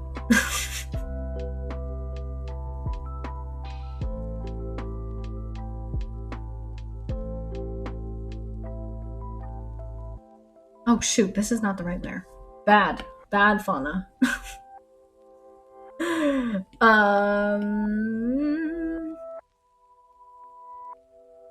So yeah, that's how copyright works. It's really annoying. And it's hard on Etsy because if they block your shop, they also, I'm pretty sure, block your IP address. So even if you tried and went through the effort of like reopening a shop, they would block your IP address too. So you're like super banned. It's like a super ban. Because they don't want to deal with the legal repercussions of having people on there who are like getting sued all the time. Like, they just don't want to deal with it either.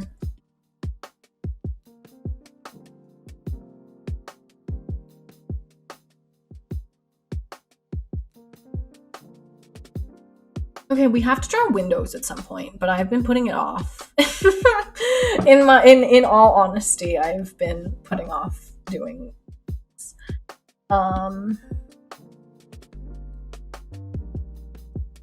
Okay, I said I'm trying to like paint faster. Not because I like think that I'm slow or necessarily, but kind of because I think I'm slow.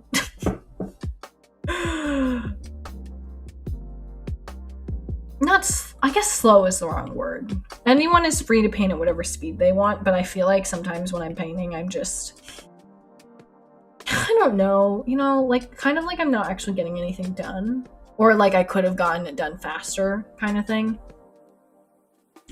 And that is absolutely like definitely not to knock anybody who takes a long time painting. I just, am an impatient person. And I have a lot of expectations of myself. And I want to paint a lot of things. And play a lot of video games. Because I feel like I need to have my whole catalog good and ready for when Breath of the Wild 2 comes out. And I know I'm gonna have almost all year for that, but I still play Animal Crossing. Triangle Strategy, I'm probably gonna want to play. I haven't done the DLC yet for Xenoblade Chronicles 2. I also haven't finished. I've barely started Bug Fables. And that's supposed to be like a retro Paper Mario like style kind of game. So I wanted to play that. I've also wanted to play Luigi's Mansion, but I won't let myself buy it until I'm through my backlog. And I'm probably never going to finish this game, but I technically also need to finish Mario Rabbids. That game was actually really fun, but I just like got stuck on a level and then like ended up never finishing the game. I'm bad. I'm a really bad gamer. I need to like game more. It's just so hard. Like, it's so easy to have a backlog, and it's so hard to have time to finish games in comparison.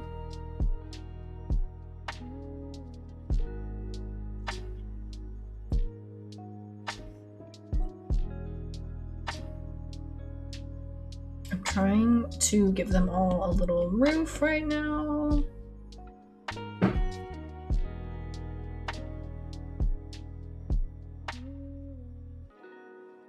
Cotton said, I'm just trying to finish Kenna and then Arceus. Wait, what's Kenna?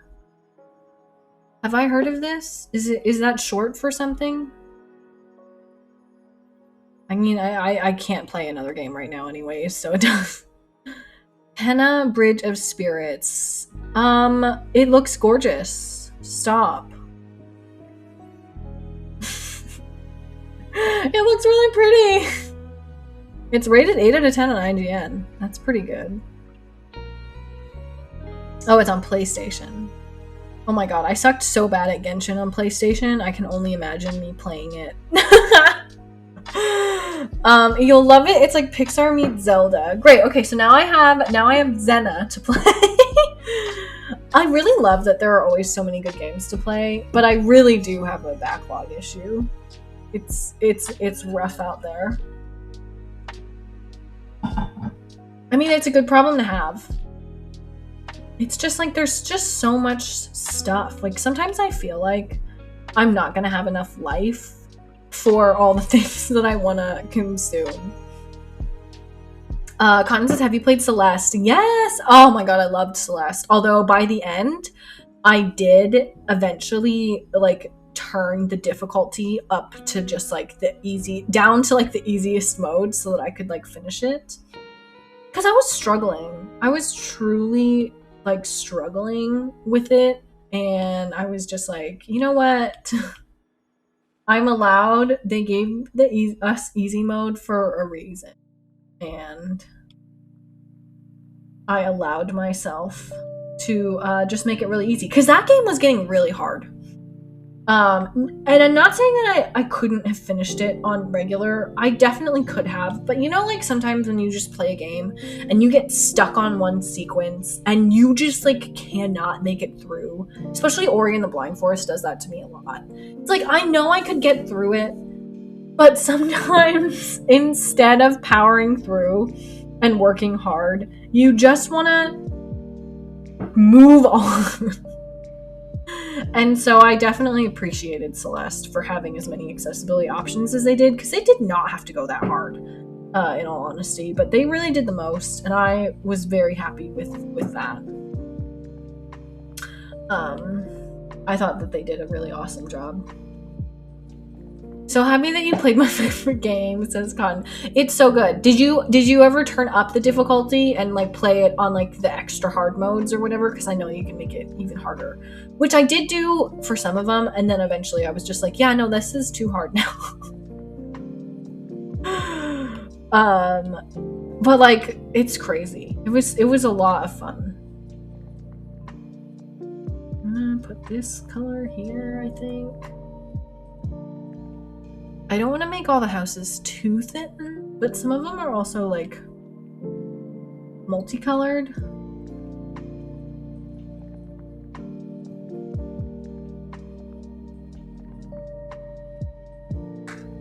Cotton says Celeste and The Last of Us 2 have the best accessibility options.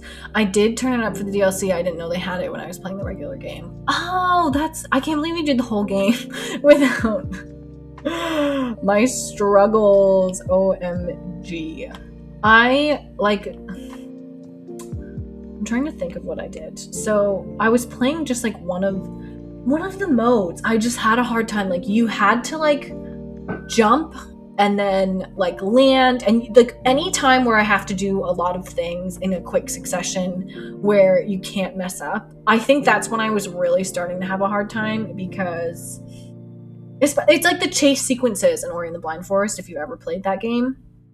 It's like, and at least in those situations, you can like, you get leeway, because if you get really ahead, technically you buy yourself extra time. Like if you get better at the beginning parts, you can buy yourself an extra couple seconds when you get to the hard parts.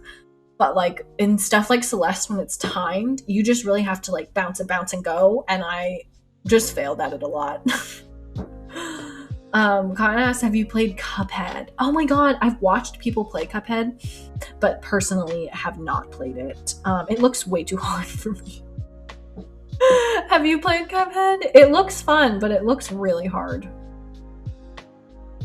Like it truly looks like pain. It's what I imagine pain would be like. I mean, people seem to have fun playing it. Like the streamer that I watched play it is not that bad at games and was constantly dying. So I was like, yeah, I don't have a lot of faith in myself that I would be able to do that at all. I feel like these need to be like, you know, I don't know.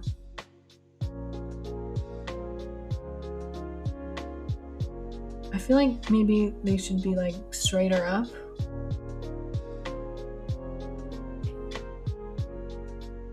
Sorry, I don't have any perspective lines down. I probably should put some on, considering my struggles. Let's see if I can do one. Sometimes I have a hard time with making perspective, especially like in front of you guys. Content I asked because it has a Netflix show now. Oh, have you watched it? I didn't know they had that. And says, oh, I love Cuphead. Well, good. It looks way too daunting for me.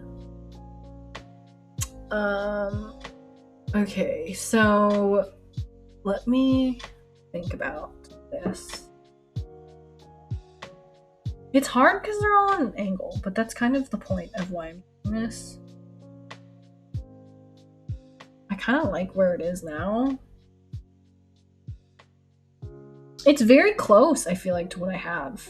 Let's try that. Let's turn drawing assist on for a second and see what it does.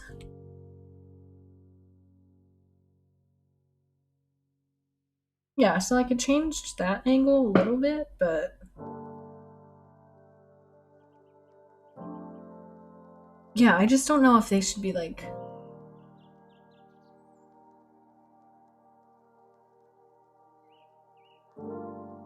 you know, something like broken up that way. I can't really tell. It's very small, so it's not a big deal, but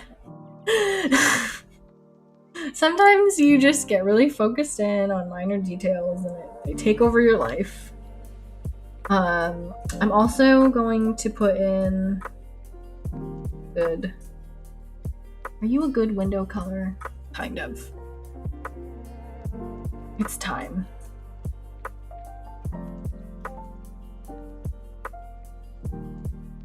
Drawing so much architecture is like the bane of my existence, I swear.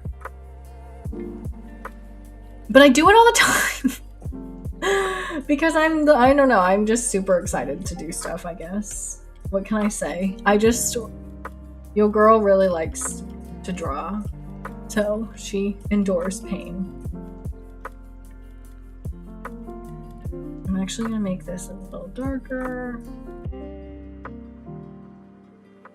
I'm trying to think. I don't play a lot of hard games. Honestly, Ori and the Blind Forest is one of the like trickier games that I've played. Xenoblade was pretty easy for me because I ended up putting it I played almost all of the game on normal mode except for like one boss that I got like my butt handed to on.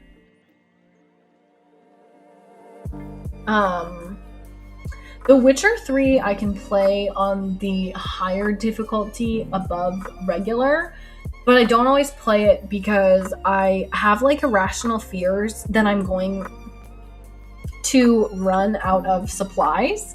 So like in Breath of the Wild, I always wanted to have like at least 100 apples.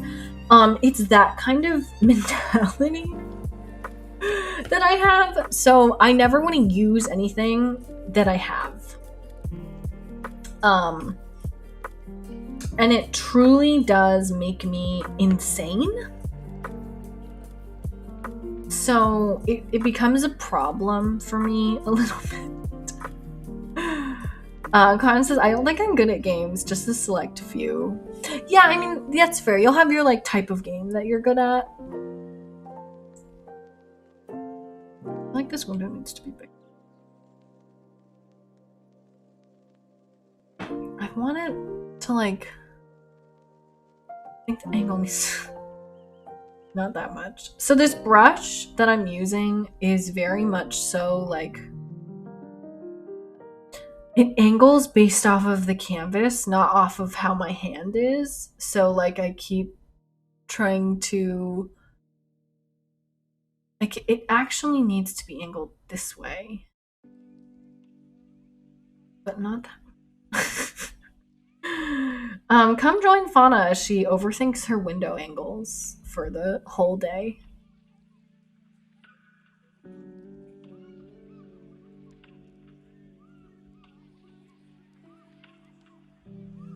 Yeah, because if I was a window, I would be... Haha! Haha! Right? Yeah? Yeah? We're getting somewhere. Okay, I've decided it is this direction.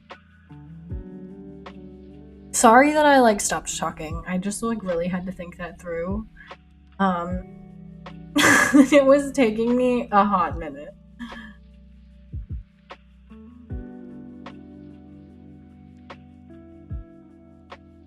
There we go. They're a little big, but I'm kind of just trying to block some stuff in. I'm not really trying to get the whole thing in there, you know?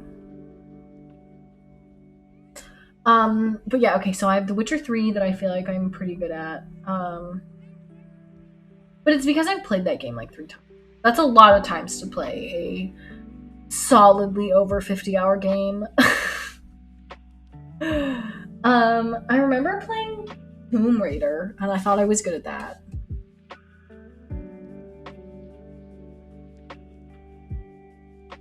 I don't know. I guess I like didn't want to accept that I wasn't like the best at games for a while until eventually I was just like, yeah, no, this crap is hard. And then I like learned to accept it, but it did take me a minute to like get used to the fact that there were going to be games out there that I was going to just not be good at. I don't know. I feel like that's a hard pill to swallow sometimes.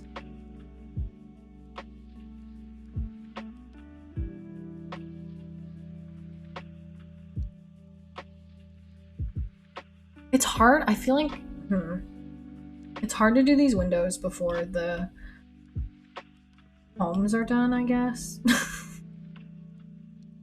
I always try to eat my cake before baking it. Is that what it is? Have your cake and eat it too? I just don't even make the cake. And I'm like, oh, I guess I can't have the cake yet.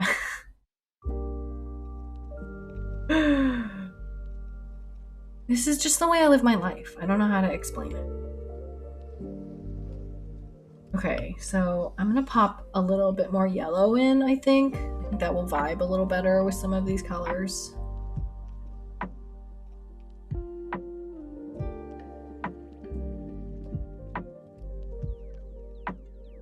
Like, it's like a fun, bright color. Also, it's been almost 2 hours, so I'm gonna just take a quick break. So yeah, just gonna take a couple, get some water. So yeah, if you need to get a snack or anything, please do as you need. I'll be right back.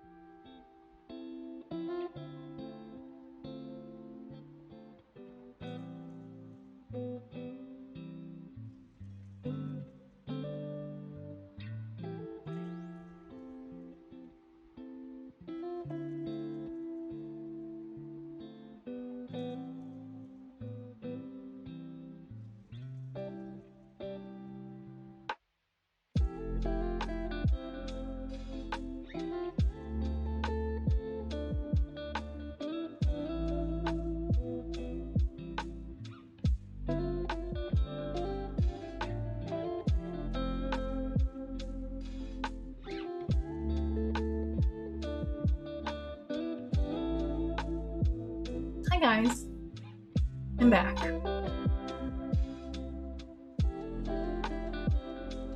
Oh wow, those windows look That house looks like it's crying.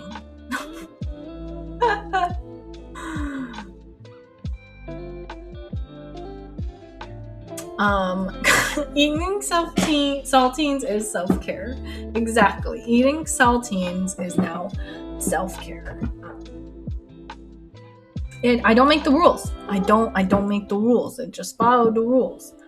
And I have a cat. Hi. I know you're gonna come over here, so just come over. You see this cattail right here?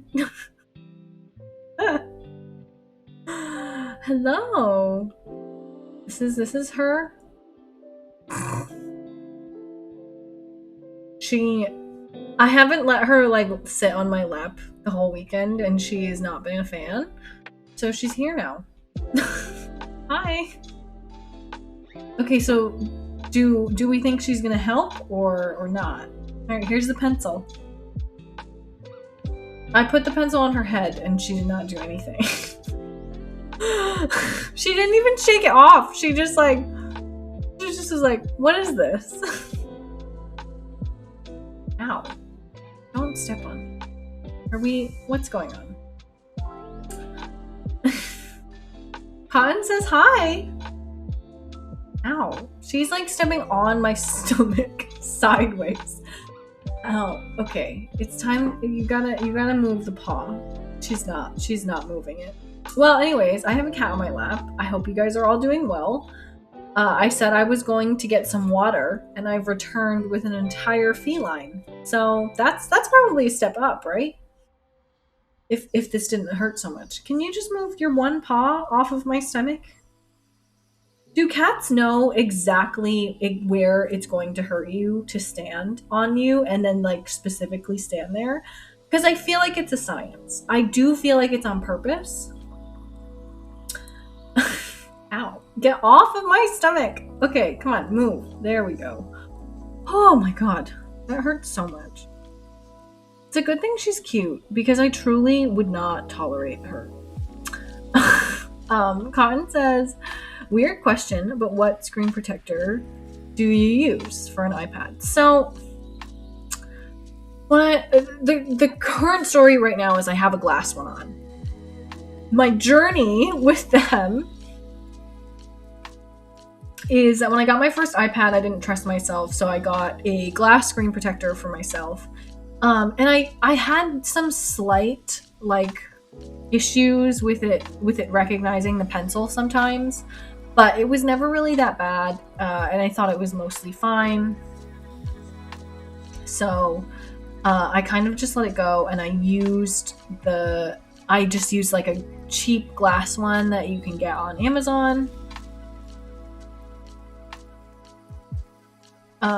And that worked okay. And then I got another iPad. I got the newer iPad because it was a whole thing. I ended up getting a new iPad. And I tried it without a screen protector because I always have a case on it. So I was like, it will probably be safe. Anyways, it was not safe, and I have scratched. I have technically scratched the glass. So I ended up getting another one. I would probably use a paper-like kind of screen protector, and you don't have to pay for paper-like. You can just get a I think it's like a matte screen protector basically, and it will do the same thing. So you don't have to pay for paper-like because it's really expensive, and I arguably don't think that it can be justified. But I have a glass one on here right now, and I don't notice any issues with it. I think it works fine, and I use it because that way I know I'm not butchering the screen.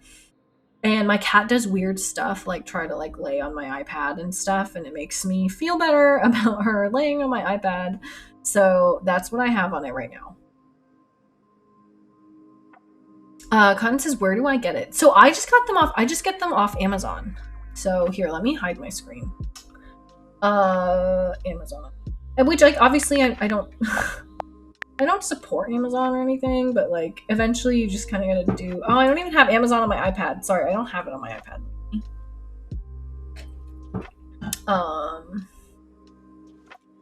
iPad screen protector. I'll try to see if I can show you guys the one that I have.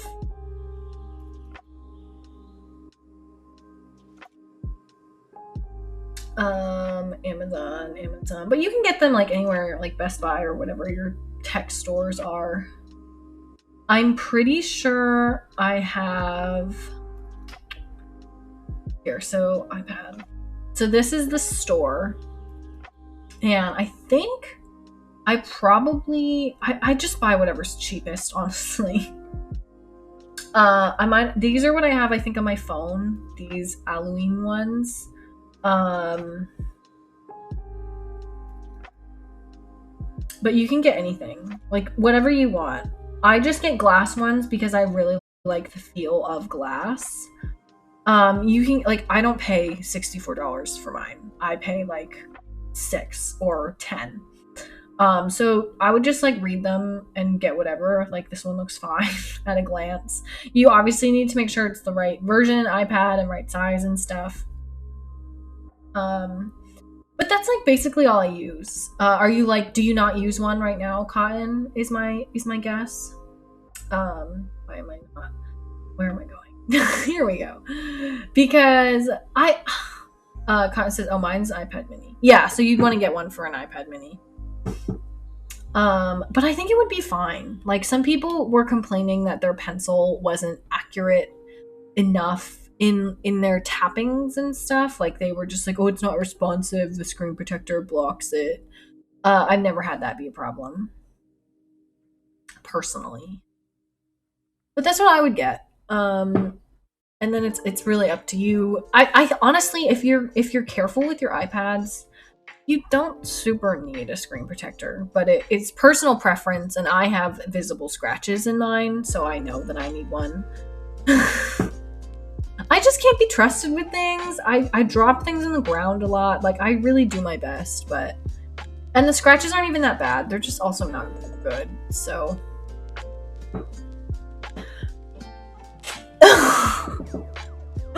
Cotton said, I have one that struggles with detecting pencils sometimes. Okay. Yeah, then you might want to just go without one if you don't need one. Pam says, I fell asleep and heard you while sleeping. Oh my god, that's the worst. That is, honestly, though, I hate that. One time, I don't know if I told you guys this, but I had a dream, and in my dream, my alarm was going off, and my alarm, I must have been in like the deepest possible sleep, because the alarm had been going off for 7 minutes. But in the dream, it was like the alarm had been going off for hours. Scarred for life, 0 out of 10 recommend.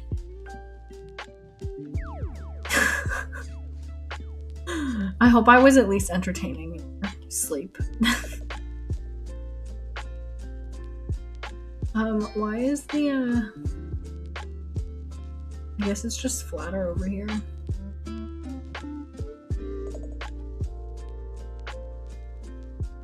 Wait, am I on the wrong layer? What layer is this? Oh, I'm on the window layer. This is what being a mess is. Pam Vance, I hate screen protectors. Yeah, they aren't always the best.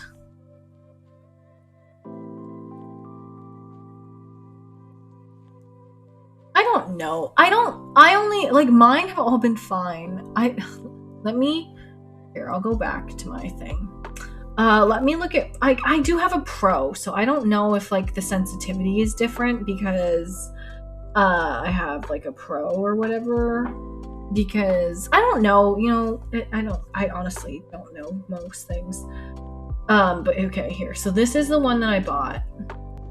It's this specific one. If you want to, like, take a screenshot or something, obviously you can't. I'm sure they have one for other versions of the iPad, but, like, these are the ones that I get. So it's just $15 for 2. You just get them, and they're all gonna say they're ultra sensitive. Probably it's gonna be kind of like BS. But yeah, anyways, that's it.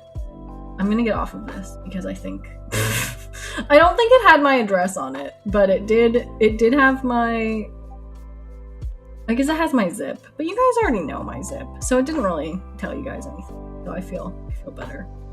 But yeah, anyways, that's what I have. So, but yeah, I agree with Pam. They kind of suck.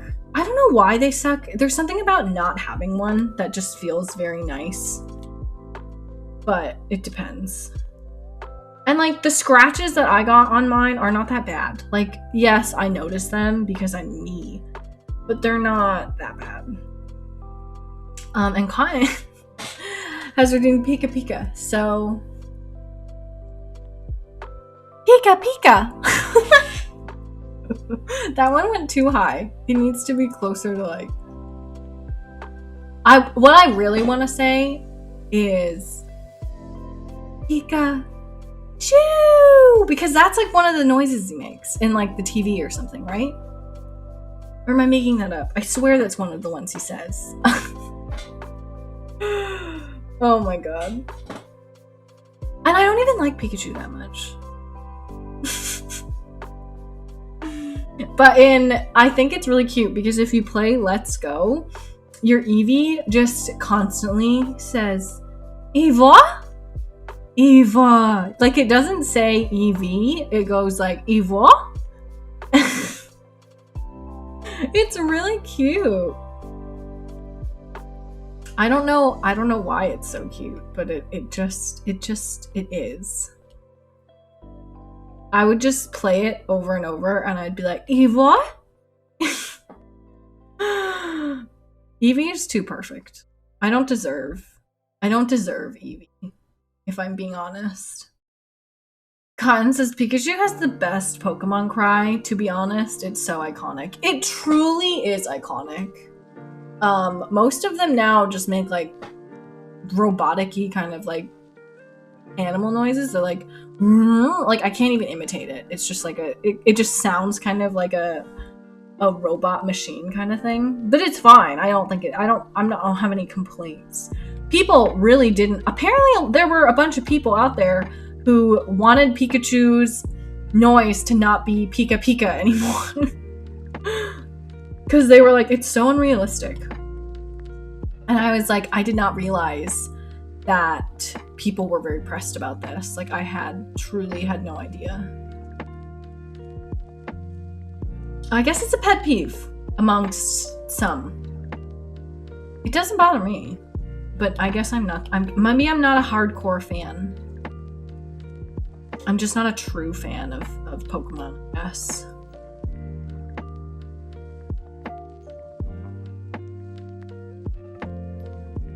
I'm trying to even think of another noise right now, but that's how iconic that Pikachu's is.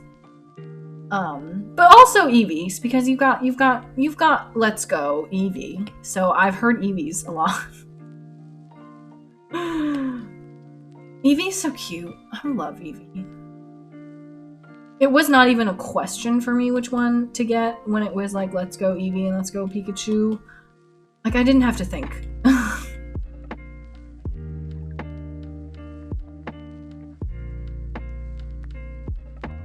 See, like, I'm not used to this brush. But I like the way it looks, which is the issue, because I'm gonna keep using it because I like it.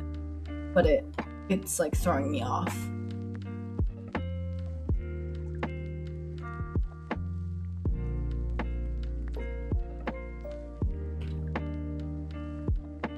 Cotton says, Pikachu makes me question everything. I was so sure that rat had black on its tail. Mandela effect. I remember seeing that. That was so creepy. The one that still to this day makes me so sure that I live in a parallel universe, though, is the Berenstain Bears. Like, it really was the Berenstain Bears the whole time. Like, no, it wasn't. It's the Berenstain Bears. Like, I don't have another way to say it. It's the Berenstain Bears. Also, I have to tell you guys this because I'm kind of freaking out. But not really, but like also a little bit. So, at my job, they messaged us on Thursday morning, like a group message. And they were like, hey, everybody, just want to let you know, we will be celebrating something very special on Monday. And I was like, okay. So they were like, we're all gonna mail a box to all of your houses because we all work remote. And so they said they were gonna send us all a box. It will come either Friday or Saturday. and they wanted us to not open them, but to wait until Monday, which is now tomorrow for me, and that we would open them all at the same time in staff meeting. And I was like, okay. But then I didn't get a box. So, and they just mailed me something else. So I know that they have my address. And I didn't get a box on Thursday. And they said it wasn't going to come until like Friday or Saturday. So I was like, oh, I'm sure it's fine. And then I didn't get a box Friday. And I was like, well, they said it can come tomorrow. And now it's Sunday. And I still don't have it.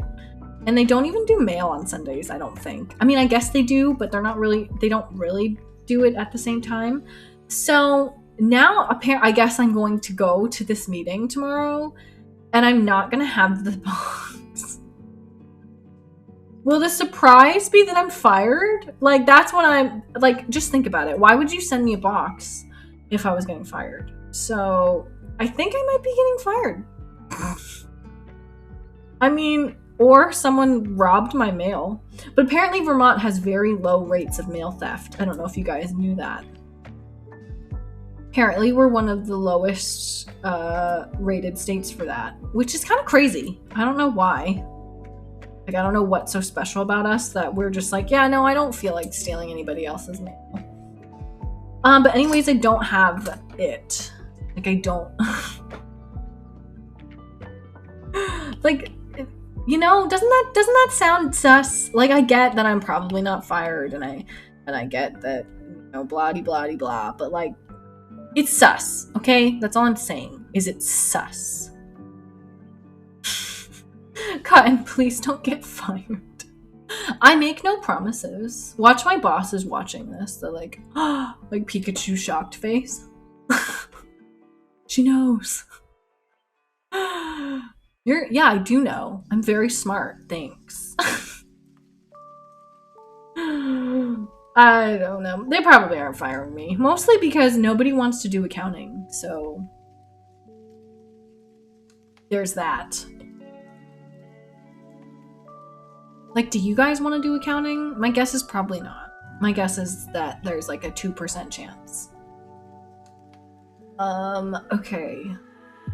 I kind of like this. I hate the windows, but I like everything else. I also want to make this a little cleaner.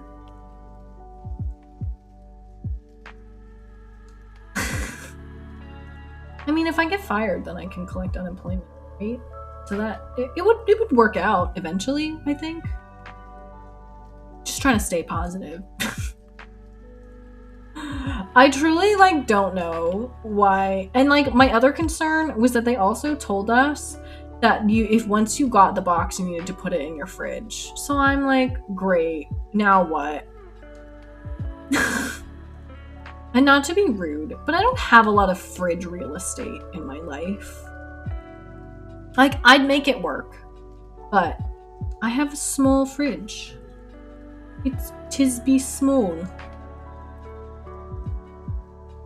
Okay, let's I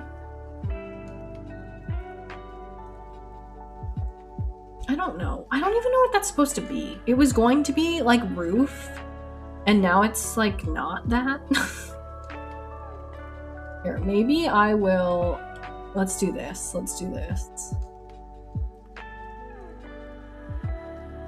And then I put this up. Boom.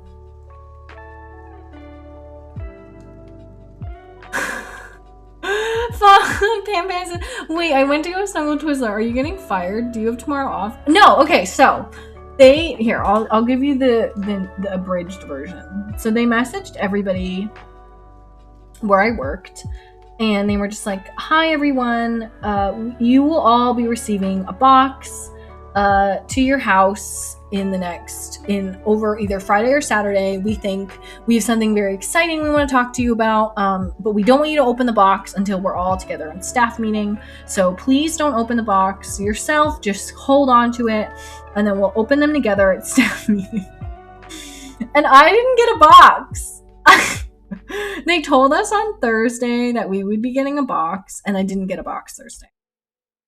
So then I was like, oh, well, that's fine. They said it will come Friday. And then I didn't get a box Friday. And then they said it could also come Saturday. But yesterday was Saturday and I didn't get a box Saturday. So it's just like, okay, so did you just not send me a box because you're going to fire me? Anyways, so yeah, that's my reasoning behind it. I just feel like it's very sus, you know? Especially because I also just got mail from them, so it's not like the mail got lost. Yes, that's exactly what I'm saying, Pan is at the staff meeting. All right, anybody who doesn't have a box, you're fired. Which is a terrible way to fire someone because you don't control the mail. Like, what if someone's box did get lost? You'd be like, oh my god, no, you're not fired. Like, what about me? No, you are fine. Like, that would be a terrible way. But I also, you know what? Maybe it would be the other way around.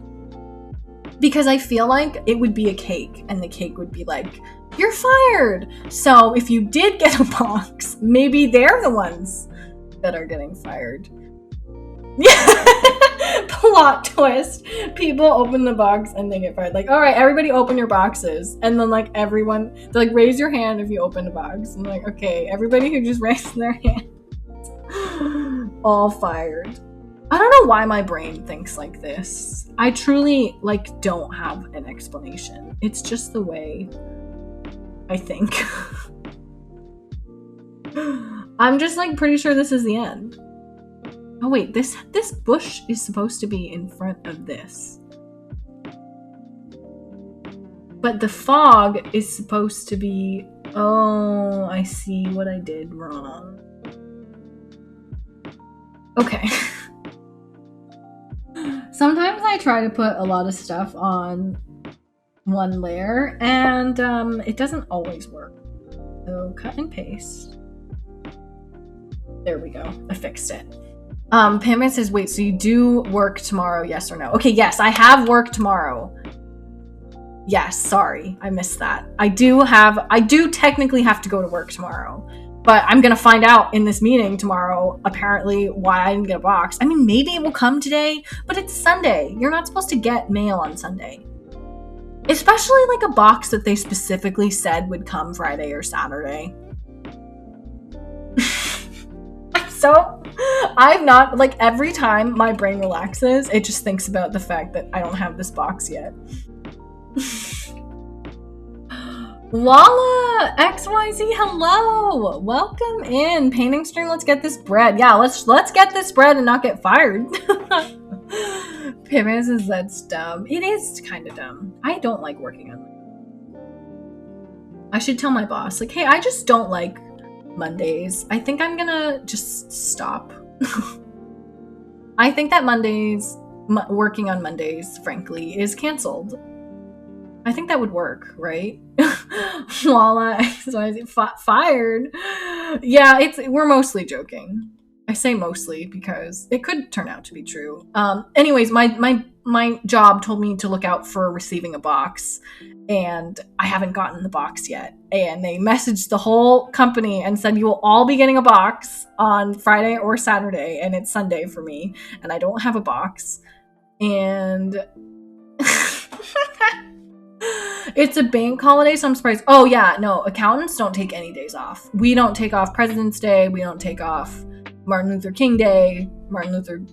I said that right, whatever. We just don't take off days. You get your... I do currently get a floating holiday, but we only get the big holidays. So we get New Year's, 4th of July, Thanksgiving, Christmas, the day after Thanksgiving, Memorial Day, and Labor Day. I might be missing one, but those are the holidays. I feel like I'm still missing one. I do think there's another holiday, but I don't get President's Day. I don't get Martin Luther King Jr. Day. I don't get, I do get Memorial Day. know what separates Memorial Day from the other ones. I do get the 4th of July, which is Independence Day. And I do get Labor Day. So, Memorial Day, 4th of July, Labor Day, Thanksgiving, the day after Thanksgiving, Christmas, Christmas Eve, New Year's Day, and New Year's Eve. Okay, those are all my holidays. Those are the holidays I get. So I don't get bank holidays, basically. Do you guys, I mean, I think Pan Pan said that she had the day off, but do you also have the day off, Lala? XYZ? It's the box ghost. Yes, it is a box ghost. And God, math has no holiday. It does not. Math stops for no one. Which is rude, if you ask me, but no one is asking me. It's also hard because accountants do a lot of work in the beginning of the year because of taxes and stuff. So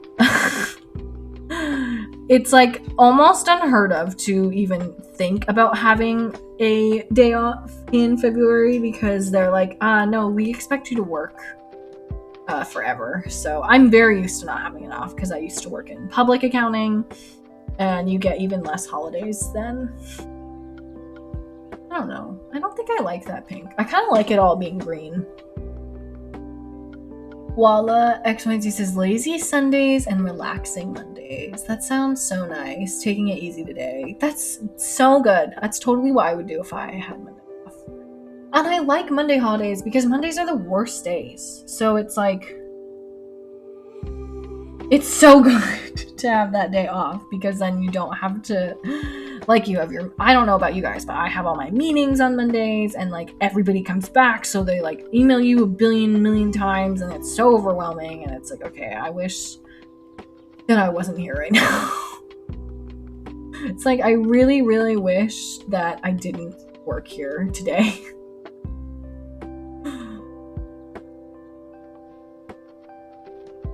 I think that's what I really don't like about Mondays. It's not like, oh, Monday blues, like kind of thing. It's just like, everyone expects everybody to be at work and it, like people will email me at 6 p.m. on a Saturday and then you just like open your inbox and you've got like 100 emails and it's like, why are you even working? Like literally go hang out with your family. And it makes me kind of crazy. So I feel like maybe that's what my real issue is. Because then it makes your Monday harder. Like, I'm tired. Campaign says, I usually work on holidays because of nanny life, but she actually said they're going to do a day trip. A day trip for President's Day. Interesting. I feel like when I was in high school, I went to it was my public school, but it was also technically a private school. So they picked the holidays that they wanted, and we did not get President's Day or Martin Luther King. Neither, so I've just like gotten used to not having holidays. Martin Luther King Jr. I don't know why I keep not saying Junior. It's Junior. Oh, good. You deserve a day off. Everybody deserves more time off, if you ask me, because I think that we all work too hard.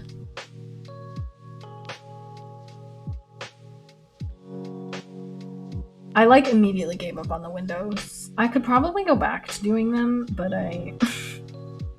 that would require me to do more work. Okay. That's a pretty color. Why have I been using this color?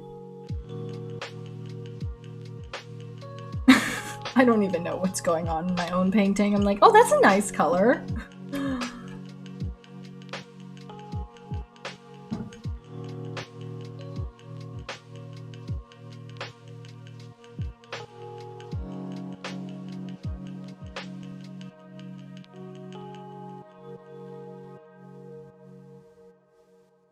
I don't know. I'm trying to think. I also used to work on holidays a lot too when I was a waitress because obviously that's when people go out. And I didn't mind it. I didn't even mind working like New Year's. Like, I didn't even care about that. But Christmas, it was like, I don't want to be here. And also, I think, what was the other one I did? Mother's Day kind of sucked because I felt bad for my mom. I mean, like, it was fine. It's kind of nice working holidays when you're a waitress, because you're like making money on a day that everybody in the world is like spending extra money. It's kind of cool. It's interesting to be like on the reverse side of the world almost. While XYZ says it's a nice painting. Thank you. Hopefully I finish it someday. And Cotton redeemed witty bad pun. Wow, Cotton, you are the redeeming champion right now. Okay, let's go find a joke. And they're not all puns. They're technically, some of them are jokes, so. This one is a pun though. Okay. So, what's a tornado's favorite game to play? Twister. Not as good as the what was it? It was Benjamin Franklin one, right? Yeah. But yeah, because Twister is like a. Are you questioning the game part or the pun part? Because Twister is a game where you it's like you entwine your bodies with others. Basically, it's like a mat, and they have like 4 colors. So there's like a line of red dots, there's a line of yellow dots, there's a line of green dots, voila, and there's a line of blue dots, and it comes with a big spindle. And you spin it, and it lands on one of those colors, and then you have to like stand. So if it's red, you have to like put your either one of your feet or one of your hands on red, and then everybody goes around, and then they have to do the same thing. But you have to like keep going until everybody like basically falls down. So like if you, once everybody picks one, you have to start like getting on your like hands and like moving to blue, and like you're under someone else's arm. It's like a game called Twister, and I feel like it's a lot more fun when you're like a small kid. Cotton says, I know what a Twister is. I've seen the American sitcom. I like that is how you would know what it is.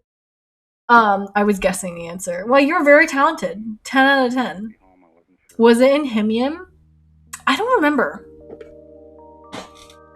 I feel like that's a How I Met Your Mother thing. How I Met Your Mother Twister. I don't feel like I've ever seen. I can't really point out a moment in time where I watched a sitcom and they were playing Twister. The only thing that's coming up is tongue twisters, but that doesn't mean that they didn't. It just means I can't find it. Okay, while XYZ knows, thank God. I don't remember it. I've watched How I Met Your Mother twice. Or maybe 3 times. I've definitely watched it at least twice all the way through. It's so good. It's also fun when you're drunk. Oh my god, that makes a lot of sense. I should have brought it to like one of my friends recently had like her bachelorette party, and that would have been a fun thing to do. Oh my god. What's your favorite episode? For me, it's Stella ending. Is that the one where they get married? Or like not Ted getting married, but like her getting married. I don't remember what that one is. I don't know what my favorite episode is. I have to think about this. There's a lot of How I Met Your Mother episodes, and I want to be correct.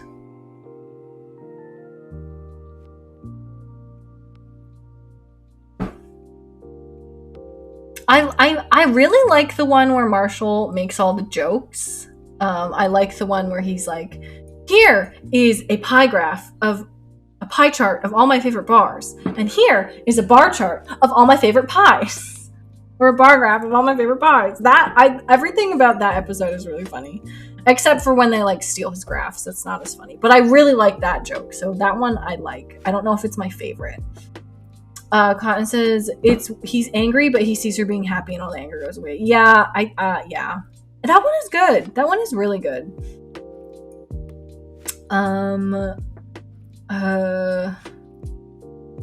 It's hard. It's hard because at the same time, there's things that I liked in the moment and almost like isolated, but in the grand scheme of the narrative, I don't like them. So I feel like they couldn't be my favorite. Also, I broke the website that was on. I don't even know. I think the slap that episode is pretty funny. I don't think I have a favorite though, because I don't know. I'm trying to think. Like, if I remember it, then it's probably a good one, you know? Oh, like some of these are really good. Like the one where Barney gets engaged with Robin. That one is really good. That one is like, it was so much fun to watch.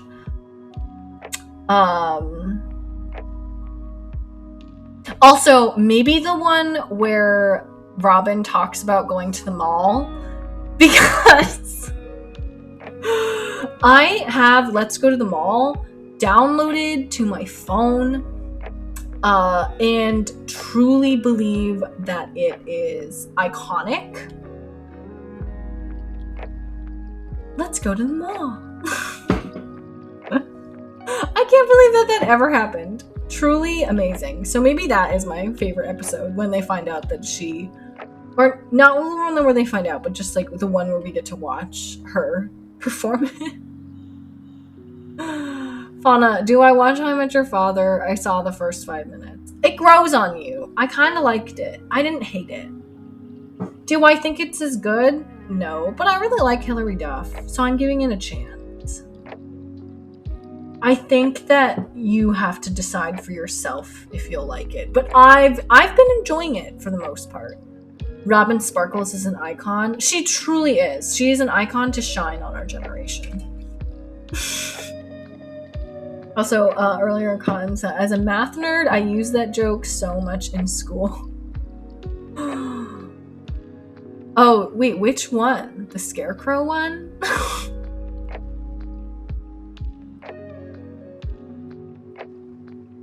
Maybe I missed it. I'm so, like, out of it today. But yeah, I love Robin Sparkles. It's like a thing. My friends, like, yell at me. They're like, don't sing the Let's Go to the Mall song anymore. And I'm like, everybody come and play. And they're like, absolutely stop right now. And I'm like, throw every last care away. And they're like, I'm leaving. And I'm like, let's go to the mall today. I love that. Oh, the pie chart one? Oh, it was so good. It was so good. Oh my god. That whole bit was just like, it's probably top at least like 3 jokes of the whole thing. I also really liked the running gag where it's not like a running gag, but I really liked the slap bet thing and how it really arced like a whole span of time. Like they really kept that going. I thought that was very entertaining. Pineapple. That one was also really good. Like really good. I also really liked Ranjit. I felt like he was a very important character on the whole of the show. Also, I love the Eevee emotes. They're so good. I'm trying to like think of what else. It's hard because it really felt like that everybody became disillusioned with the show as soon as the finale happened. I don't think I hated it as much as everybody else did, But I do think narratively, they didn't do a great job, obviously. When you have to release an alternative ending on like YouTube for the fans like that, you done know you mess something up if you have to do that. Parents, I like the ending. I'll defend the first 4 seasons till I die, says Cotton. Yeah, honestly though. Ted becomes a little more unbearable though. Like, I really loved Ted when I watched it the first time. I remember being like, I love Ted. I think I'm like Ted. Like, he's such a good character. And then I rewatch it and I'm like, what a douchebag! Like, I get mad at him. Hey, look, it's a cat. Hi. Don't pee on there. I'm watching you. She's very suspicious. I'm watching you. Hi. Yeah. What's up? Hey.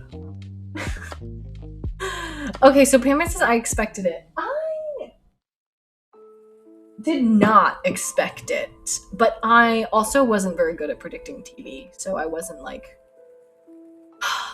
not expecting it, and I did understand why they did it. But like, I think my personal biggest issue with it was that we just didn't get enough time with the mother. Like, the way they do it is they hyped her up so much, and it was genuinely hard to watch her be like ripped out of my hand, my cold dead hands so quickly. And I think the other issue I had was that they had just spent so much time establishing that he and Robin were not meant for each other. Like, they had gone in and gone out and they didn't have the same views on kids. And I get that what they did to circumvent that. But like, wasn't he the reason that she got rid of all her dogs? I don't think that was Barney. I think that was him. And like, it's just, I just felt like they were very not good for each other in the end. And I felt like they had really moved on and made peace with it. And then, boom, it was like all undone, I guess. Like, I just didn't buy them as a couple by the time the show had reached the end. So it was very jarring to have all that happen. I definitely didn't hate it as much as like everybody hates Game of Thrones ending. They're not at all like on the same level of badness to me. I did like her though, even though she was just in for the short amount of time. I thought that was the other issue, is that she was perfect. They casted her literally like a million out of 10. Like, they did such a good job like hyping. Like, it's really hard to hype up a character like that and then have them still be good. So they did it. They managed to do it, and then you literally are happy with her for a episode when we had an entire season of Barney's wedding. Like, I think that was my biggest issue with it. It's just the way they handled it and how much we didn't get to have with her. And I guess you could argue that it's supposed to parallel the time that Ted didn't get to have with her, but I don't care. I was mad. Pam and I didn't like her. Oh my god. I loved her. I thought she was so good at being the mother. Like, I thought she was just perfect. Not that I love Robin. Like, I love Robin. But I just thought that she was so, like, I thought that it was such a perfect fit for her being with Ted. But like, Ted really does start to piss you off if you watch it like a lot, because Ted is a jerk. Ted is like, oh yeah, and then I broke up with her on her birthday again. And it's like, Ted, why are you like this? Get out. Like, he is just so bad. Like, it infuriates me. But I try to move on because he's just a fictional character. Ted is a jerk. Damn it, she was boring. I don't know. Yeah, I don't blame you. I don't think... at the time, I just thought she was so perfect. I think she was still cast really well. But I see your point. But they didn't have any time to give her personality because they gave her one...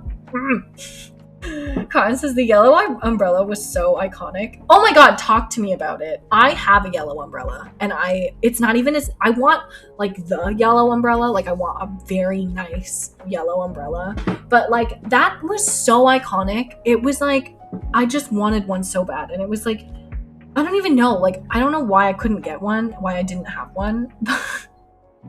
I wanted one. I thought it was so, yes, it was absolutely iconic. And Ted is a jerk. He is a jerk. He does like 5 non-selfish things in the course of the whole show. It's so annoying. It's so annoying. Like I wish I wasn't so mad at him, but he makes me crazy angry as well. Y'all own umbrellas? Yeah, I actually had this idea for a whole umbrella thing where I wanted umbrellas to be kind of like a communal thing. I wanted to create a social program where everyone could have an umbrella. So like you would just, every building, street corners, bus stops, they'd all have umbrellas. And then that way when you got to where you needed to go, you would just be able to grab a new umbrella that was just like all the other umbrellas. You wouldn't have to like remember to carry an umbrella around all the time. Like you could just, there were like, you know, it was like a designated umbrella place. Anyway, I had this whole idea, but it would be really expensive. And I don't think people care enough to justify it. I personally have a rain jacket, but I have umbrellas that I don't use as often. But I do have them. Kid Me loved Ted the most. Me too. Kid Me thought Ted was so great. If I had to marry anyone, it would be Ted, but now I'm scared to rewatch it. Ted does not look good upon rewatch. It can get rough. He does bad things sometimes, and it's not. And like the narrative doesn't really act as much like he's doing bad things, so they don't really punish him for it, which I think makes it harder to swallow. So yeah, maybe don't rewatch it if Ted is your favorite, because he doesn't look great on rewatch, unfortunately. And I loved Ted. Like I remember being like, oh, I'm like Ted. Now I'm like, Ted is a jerk. I have a regular umbrella, nothing fancy. I have like one of those one person umbrellas where you like have, it's like a small dome, and I have it so that like, I don't know, I just like it. Something about it feels like safer. Like it's like, it's smaller, like it's not out as far, and it's clear, and it just like, you know, that's what my umbrella is. But I only pull that out if it's like pouring rain. I don't just like use it. I don't just use umbrellas because I'm lazy as heck. And I have a rain jacket. I have a yellow rain jacket, which is my substitute for the yellow umbrella that I didn't have before.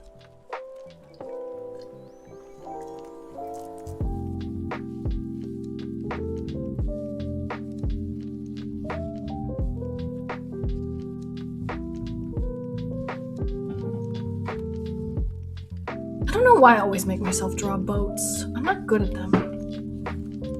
Oh, not that I'm not good at them. They're just hard. Like, they have a lot going on. And, like, I'm not on boats, so I don't, like, know about boats. So I have to, like, study the boat to get it right. They're harder than you would think.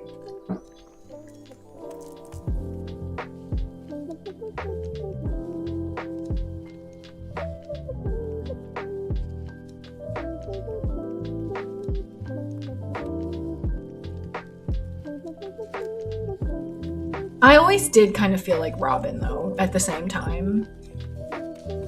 Like, I really related to her, like, not wanting to get close to people, and just kind of her being who she is. Like, I felt like she was very relatable. And she was, like, I don't know, like, I can't imagine having a dad that would treat me the way that Robin's dad treated her. Like, that is so like, her childhood must have just been, like, the most whack thing ever. Like, imagine being a teen pop star and then also, like, like, on guys' hockey teams and stuff because your dad wants to pretend that you're a guy. Like, oh my goodness. It's so chaotic. But also the fact that she had a bunch of dogs. I thought that was really relatable. Because dogs are the best. Even though I'm a cat person. I also don't think I'd be able to have a bunch of dogs in New York City. And they do not address that. It would not be possible for her to have all those dogs. Because if you think about it, if you really think about it, who's taking care of those dogs? Is she walking them every day? So many unrealistic things about American TV sitcoms, truly. Like when you watch Friends, and it's like, okay, yeah, there's absolutely no way in hell that you guys would be able to afford rent there. But we can pretend that you could. Sure. What other sitcoms do you recommend? Let me look up popular sitcoms, because I feel like I mess up what the definition of a sitcom is.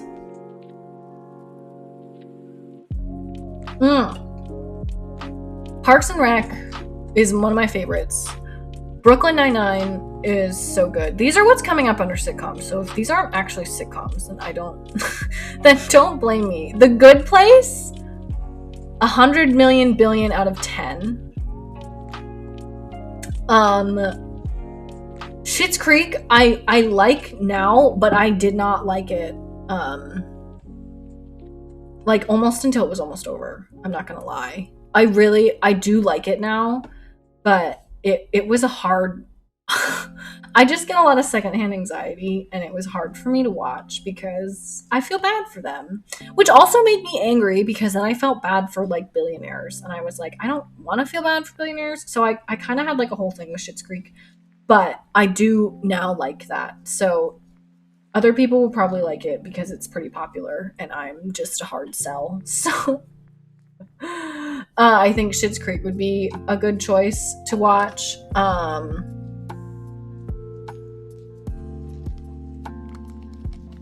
You is coming up on here, but that's not like a sitcom. I don't feel like that counts at all as a sitcom. And BoJack Horseman is also showing up here.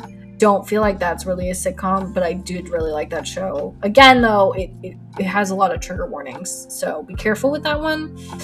And New Girl, I really liked New Girl. Upon rewatch, a lot of people find Zooey Deschanel's character really annoying, which, I guess so. I don't think she's as annoying as much as they kind of regress her a little bit and don't let her learn lessons, really. She just does a lot of things that she's smart enough not to do, but I always thought in the end it was okay. Isn't Chandler a millionaire? I have a soft spot for Friends. Growing up, I learned English because of that show. Yeah, I've heard a lot of people had that experience. They talked about it in the reunion, about how people use that show to literally learn another language, and I think that's badass. So I'm really glad people liked Friends. I don't like Friends, but it's not because I don't think it's good. I just couldn't get into it after watching How I Met Your Mother. I have a hard time watching old things. Sometimes it's just because they're bad, and sometimes it's just because it's me. Pam said, I wish I liked Schitt's Creek. I'm not kidding. It took me until the last season to enjoy it. I didn't hate it the whole time, but I had a really hard time with it. And then it just all was, and then all of a sudden I was like, oh my god, I love Schitt's Creek. But it was weird. It was hard for me to get into, really, really hard for me to get into. I love, Cotton says, I like Schitt's Creek, but David carries that show. I agree. I really liked Alexis by almost the whole show, just because I wanted to be as bold as her. But Moira is insufferable, and I'm sorry, but so is the entire shit family. That sounded like a swear, but their name is literally the Shits. Oh my god. Insufferable. Just so insufferable. Every single time that Roland was on screen, I wanted to just throw my TV in the garbage. Truly was one of the hardest things about watching that show. He's infuriating. Honestly, he is infuriating. So what is wrong with this? I still don't have the highlighting right.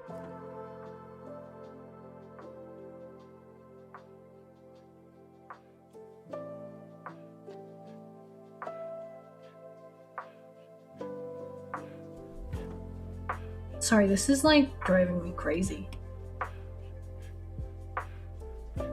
Why is it a lighter color? What's going on? Do you see this? There's like a giant fake boat behind my real boat.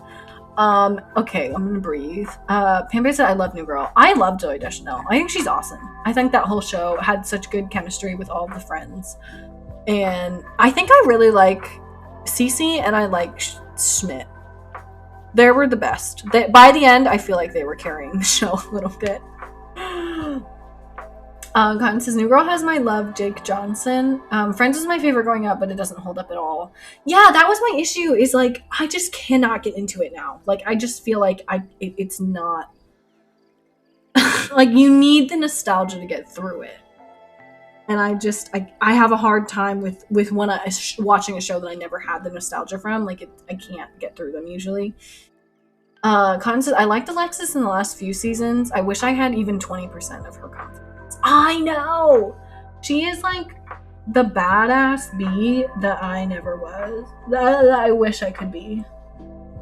Oh my god, I found it. Look at this. There's a whole freaking...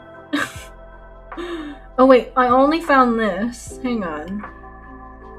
This is what happens when you don't know what layers you're ever painting on. Like, if I erase this, does it go away? So if I erase it, it goes away. But if I paint it back, it's a lighter color. Same. It's annoying and infuriating. And it's not funny and infuriating, unlike Michael Scott. I will say, I think that The Office is a hard sell for people who didn't watch it. Originally, oh, what is this layer? What is even on this layer? This is how oh, it's this. Okay, I need that. The thing with The Office is that they really change Michael Scott's character. They changed his character a lot because he is pretty racist in the first few seasons, in the first season or two. Like, he's pretty much just like straight up literally racist, and I feel like it's hard to sit through. Like, I have watched The Office, but I watched it over COVID. I didn't watch it when The Office was popular, and it was, oh my god, are you telling me this is the boat? It's been the boat the whole time. It was hard. I don't think I can ever watch the Scott's Tots episode ever again. I don't know how anybody enjoys cringe TV. And I think it's I know that people love that show, but I think it's a really hard sell if you don't have the nostalgia, because he's a messed up character for a while. And you do learn he does grow on you, like, absolutely. But it's a hard sell. First 1.5 seasons, I think. I would argue up to 2 is really hard. But also I feel like Jim and Pam are jerks. Like, they are not, like, they're the ones who you kind of need to be rooting for, and they're still kind of unlikable. And that's fine. You know, if that's what your show is going for, which it clearly kind of is, I just couldn't, it was too much for me, if that makes sense. Like, I needed somebody who I liked, and there just was no one, like, everyone on that show was batshit crazy. So I just need someone to root for, I guess. And there's not really, like, you are rooting for them, but at the same time, they all do such terrible things. Don't say that about Jim. I love John Krasinski so much. And Scott Stott is painful to watch. I don't know how people like cringe TV. I really don't. Like, it's so painful for me. I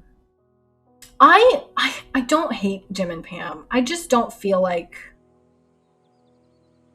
I guess my point is just that I feel like there are better office couples out there.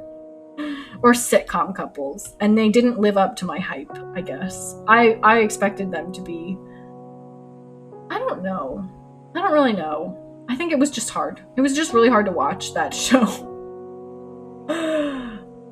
So Pam is your Ben. I love Ben. I think Pam is not great too. I don't like anybody in the office. Angela, obviously you're supposed to dislike her. Oscar is fine, I guess. I have no feelings about him. Creed is clearly a murderer. Literally a murderer.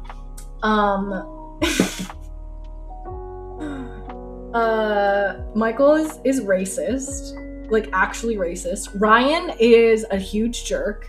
The girl who is in Kimmy Schmidt, is just crazy. She just does crazy things. Andy is also crazy.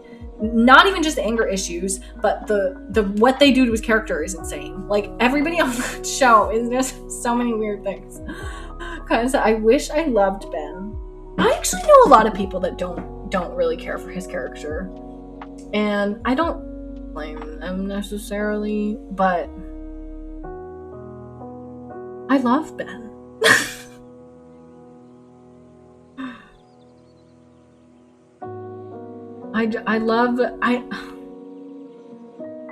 It might just be because I'm an accountant and I'm used to everybody not liking me, so I'm used to him. I love Anne the most. Ugh. Anne, you beautiful, powerful musk ox. Anne, you shining mermaid of my dreams. That one is not real, I messed it up. But, she's good. She brings a lot to Parks and Rec. Even if she is, arguably they don't give her a ton to do.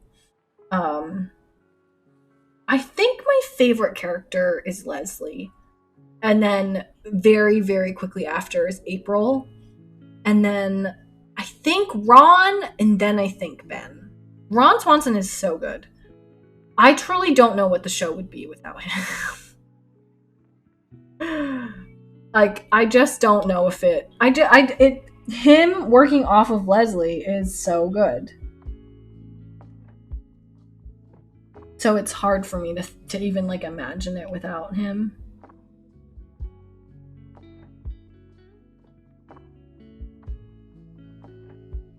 Okay, I'm gonna try to make this smaller. I might have to repaint that. When I was a kid, I thought Ron Swanson was J. Jonah Jameson from Spider-Man. That's hilarious. Oh my god. When I was a kid, I didn't watch Spider-Man. And now look at me. Obsessed as ever.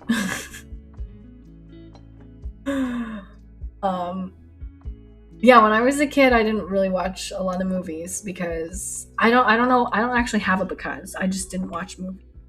My family just didn't do, like, we watched a lot of Disney movies, but we didn't watch like popular movies, I guess you could say. So there were a lot of movies that I just, like, never watched. Like, there was at one point when in my entire life I could count on one hand how many movies I'd gone to see, and it was like The Chronicles of Narnia and Twilight. And, like, that was it. Like, that was the closest I got to, like, pop culture. Cons, he do be the best superhero. He really is. I truly do love Spider-Man. And I think I actually saw someone do a YouTube analysis on him, which I really agreed with. And he talks about how, you know, when the MCU started, they kind of took, like, unpopular superheroes and then they turned them into something we all cared about. So, like, Iron Man. No one really cared about Iron Man, and that's why they started with him, because they could afford the IP.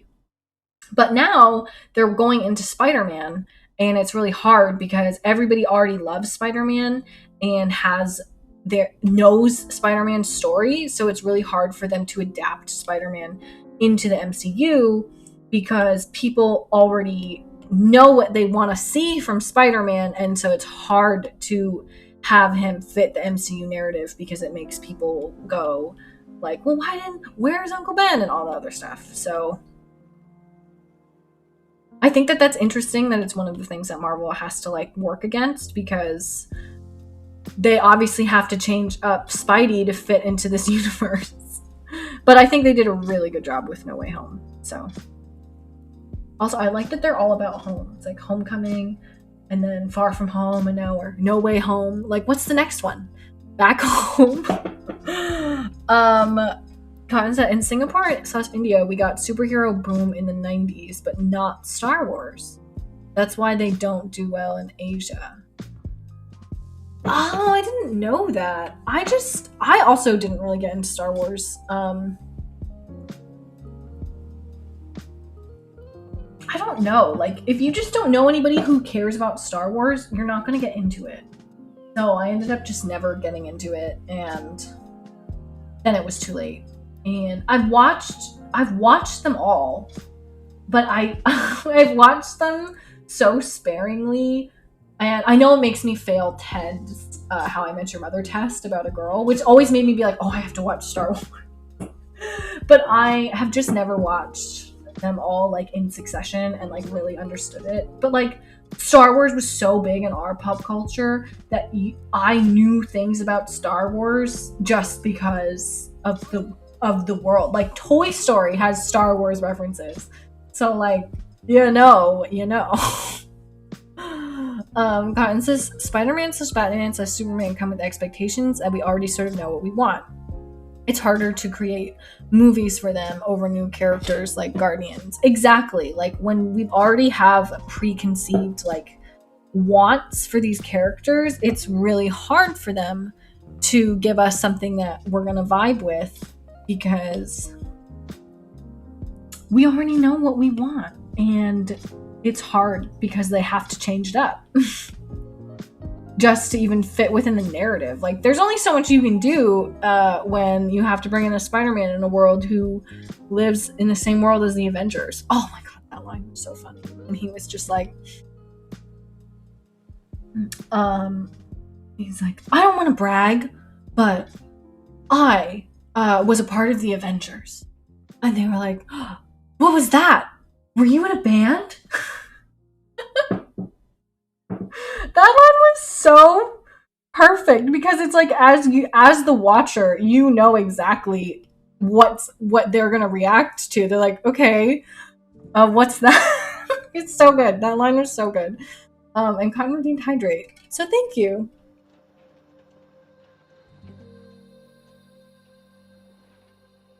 Good call. I think my voice is getting squeakier. Because I'm so excited about Spider-Man.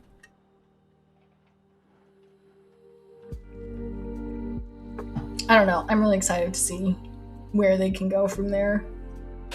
Because they truly have so many options now. It's crazy.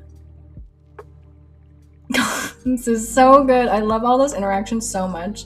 And it works because we know they don't have Avengers. It's meta. It's meta, and I love it.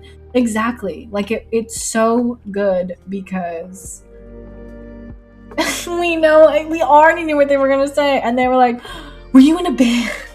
And he's like, no, God, you don't have Avengers? And they're like, no, what are Avengers?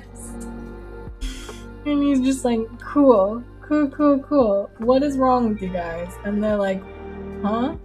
Also, the moment, obviously, that, okay, like 10-second spoiler for Spider-Man No Way Home if you haven't seen it, but I'm assuming that everyone who has wanted to see it has definitely already seen it by now. But the part where Andrew Garfield catches Zendaya as she falls, and he's so, like, you can see the emotion in his eyes. Like, Andrew Garfield, oh my god, they did him dirty.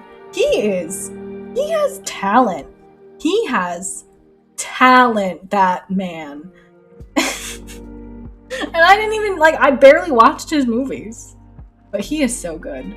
Closure I never knew I needed. I know. It was so, just all of it. Like, in the arc that they did with Tobey Maguire, too, obviously, with Peter and the murdering and whatever. Like, it was all so good. They did so good. It was so much fun to watch that movie.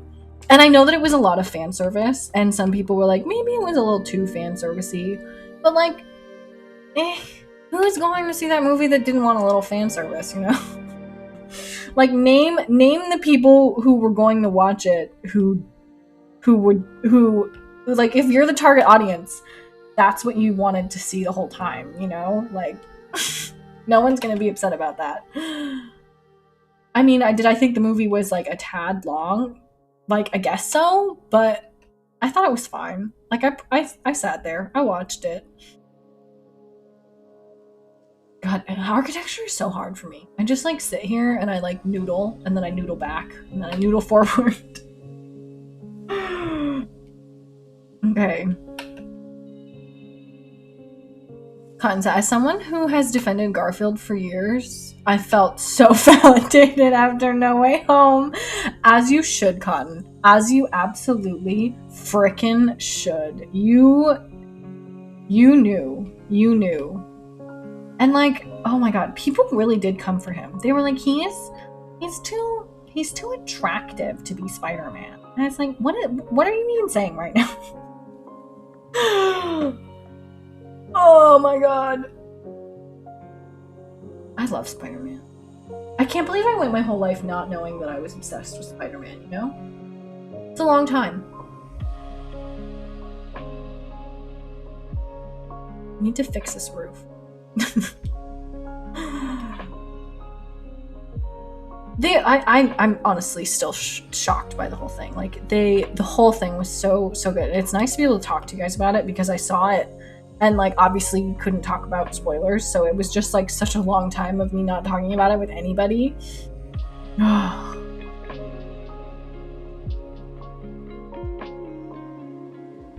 Man, they did so good. I need to rewatch it. It's still in theaters where I am, which honestly isn't super surprising given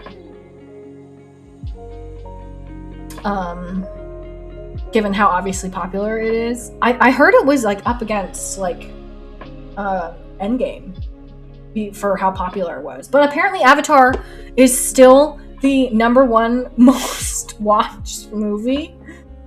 Is Avatar still #1?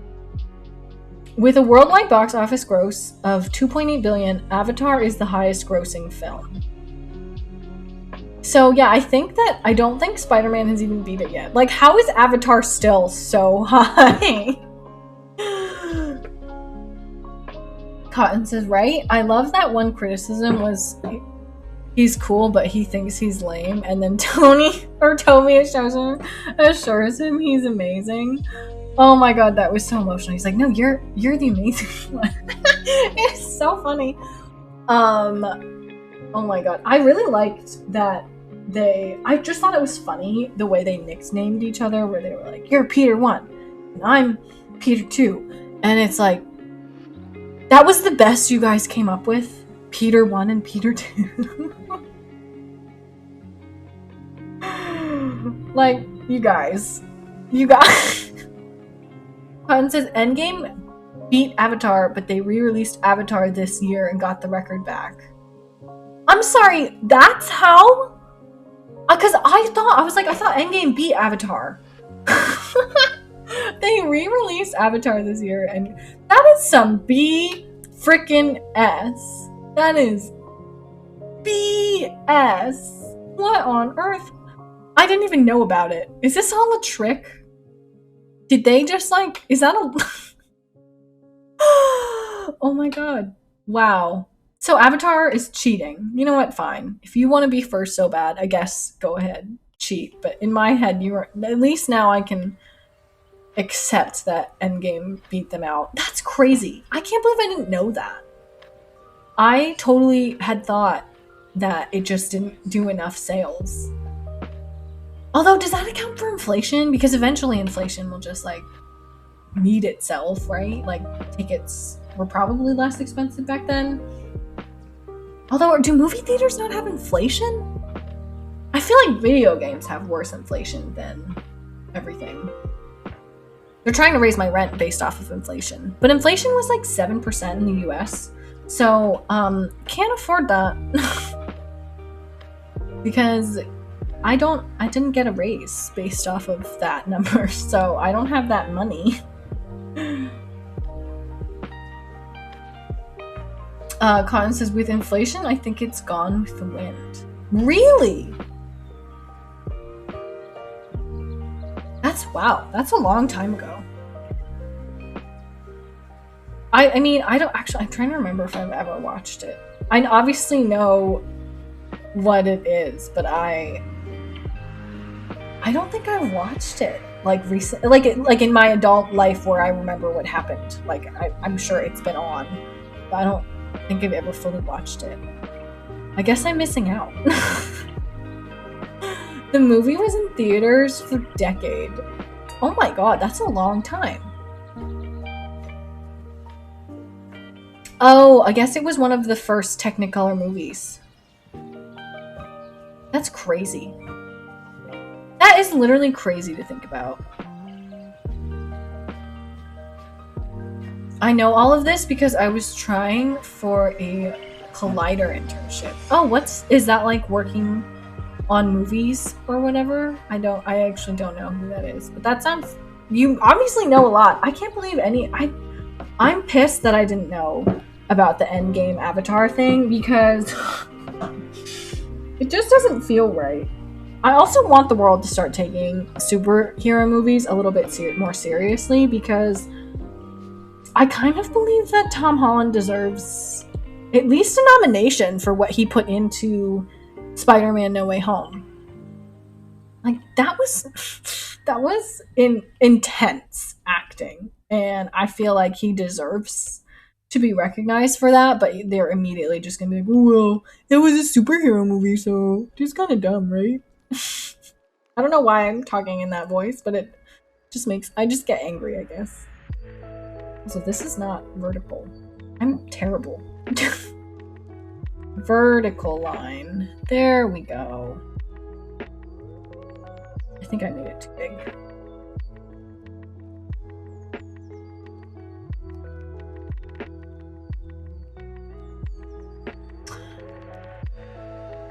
Okay. Well, now I've got a roof. I need to do the rest of the roofs and the chimneys. I think that's why I've been stalling on these buildings, is because I need to get them into the building shape, and I'm just not quite there. Like, what is this? I'll get rid of this. I agree with you, and there's a bias, but I always saw awards as a showcase for indies. That's true, but I guess I've never thought of it that way. It just doesn't feel like that is what it is, I guess.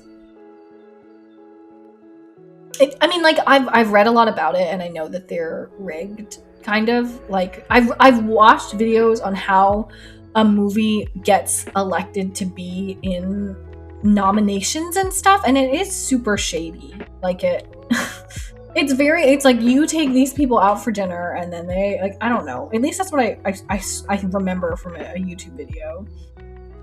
But I guess that's why I always felt it was bad. Spider-Man has all the billions, and it would be nice for the spot to be for someone that needs recognition. I definitely do agree with that, and that's a really good point. I just, like, I've watched movies because they have won awards, and they've all been bad for me.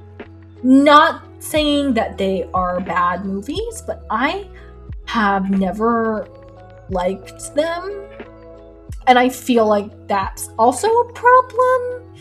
And, like, the people who I talk to have also not liked them, and I don't know if I live in a bubble or something, but, like, I watched Boyhood. I remember I watched Boyhood because it won awards, and that movie is so boring. Oh my god, it is so bad.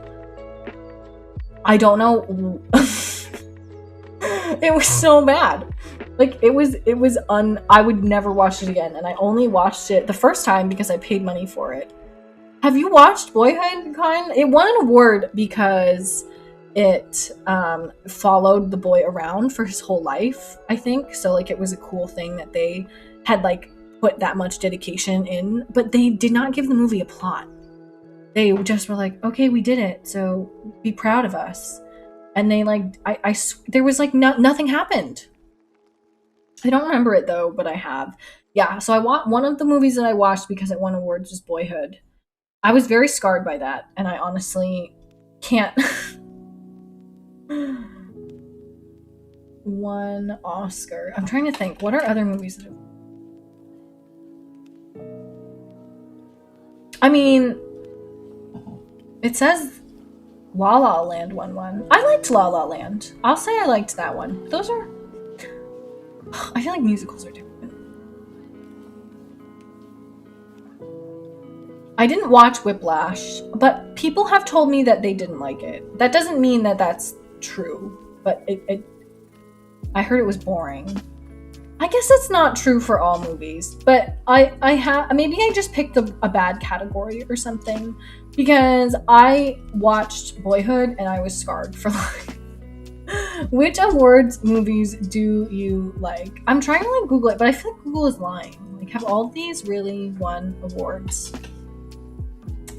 List of Academy winning award films. Apparently it says it's if the film won, it is bold. Okay. Oh, so maybe some of those were just they were nominees. I'm trying to even think of some that I've watched. There are so many of these that I haven't watched because I just gave up for a while.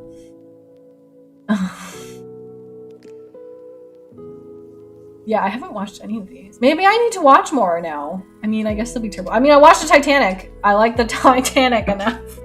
Although I'm definitely on team, there was enough room on that door for both of them. But that is besides the point. Do you watch Dune? I didn't watch Dune because someone told me it was really boring. Maybe my threshold for things being boring is too high for movies. Did you watch Dune? Did you like it? I know a lot of people did really like it. Anna likes Titanic. I feel like this is the like main winner. Like, this is the main movies. Like, I didn't watch The Godfather. Apparently part 1 and 2 both got awards for that. The Sound of Music, I don't mean to be controversial, but I don't feel anything about The Sound of Music. Cotton says, nah, sci-fi isn't for me. I really love Zendaya. I wanted to watch it because Zendaya was in it. That's about it. Cotton says, I love the Titanic so much. I thought it's a good movie. Like, it's good. It just is good. I also haven't watched Casablanca. Is that good? Does anybody know? I feel like that's like a classic kind of thing that people watch. Gone with the Wind is another one I said I didn't watch. And now we're like really old movies, so there's no way I've watched them. But yeah, I don't watch a lot of them. But Boyhood wasn't on that list, so like obviously it's only doing the main, like the best picture. It's not doing like all of the movies that have won awards throughout the years, because I've watched more. Cotton says Interstellar is an exception or a rival. Gone with the Wind is too long. Never watched it. Wait, how long is Gone with the Wind? Gone with the Wind. I'm Googling you again. 3 hours and 42 minutes? Oh my god. That's like, did they come with an intermission? I hope. Breathe. We're breathing. Okay. Yeah, that's too long. I don't think I could watch it. I can't even watch a 3-hour movie. Why did they make a 4-hour long movie? Why did they check out once? Okay, once. Wait, oh my god, wait. Have I watched this? Have I already watched this? This is either something I've already watched. Oh man, I don't think I've watched this yet. I actually think you might have recommended it to me before and I looked it up and then never watched it. I want to watch this. I do want to watch once. And Pam says, I hated Interstellar. What the heck is Interstellar? Interstellar. Okay, I'm seeing People on the Moon. It came out in 2014. Yeah, I did not watch this. I didn't watch a lot of movies in 2014 because I was in college and I was broke. But it has Anne Hathaway. And someone named Matthew McConaughey Cooper, who I probably should know, but don't. Matt Damon. I always forget what Matt Damon looks like. I'm really bad. I'm not like a movie connoisseur. So like the fact that I haven't watched a lot of these movies, like it isn't surprising to anybody. I just don't watch movies. And then when I finally did, I picked Boyhood. So like, duh. That was a terrible decision. Cotton's like, all right. We're hurting Cotton. Poor Cotton. I'm not good. I'm just not. It's not just the movies. I'll admit, it's me. I have flaws. I'm a flawed individual. It's like, no, she didn't get it. Wait, was there a joke? Oh my god, I've already moved on. My brain is dead. I'm so confused. I still don't get it. Oh my god. Should I take a nap? Is that what I should do right now? I'm very concerned now for whatever is happening that I'm not aware that it is happening because my brain doesn't work. That's what he says. Oh, good. So are we on a that's what she said joke?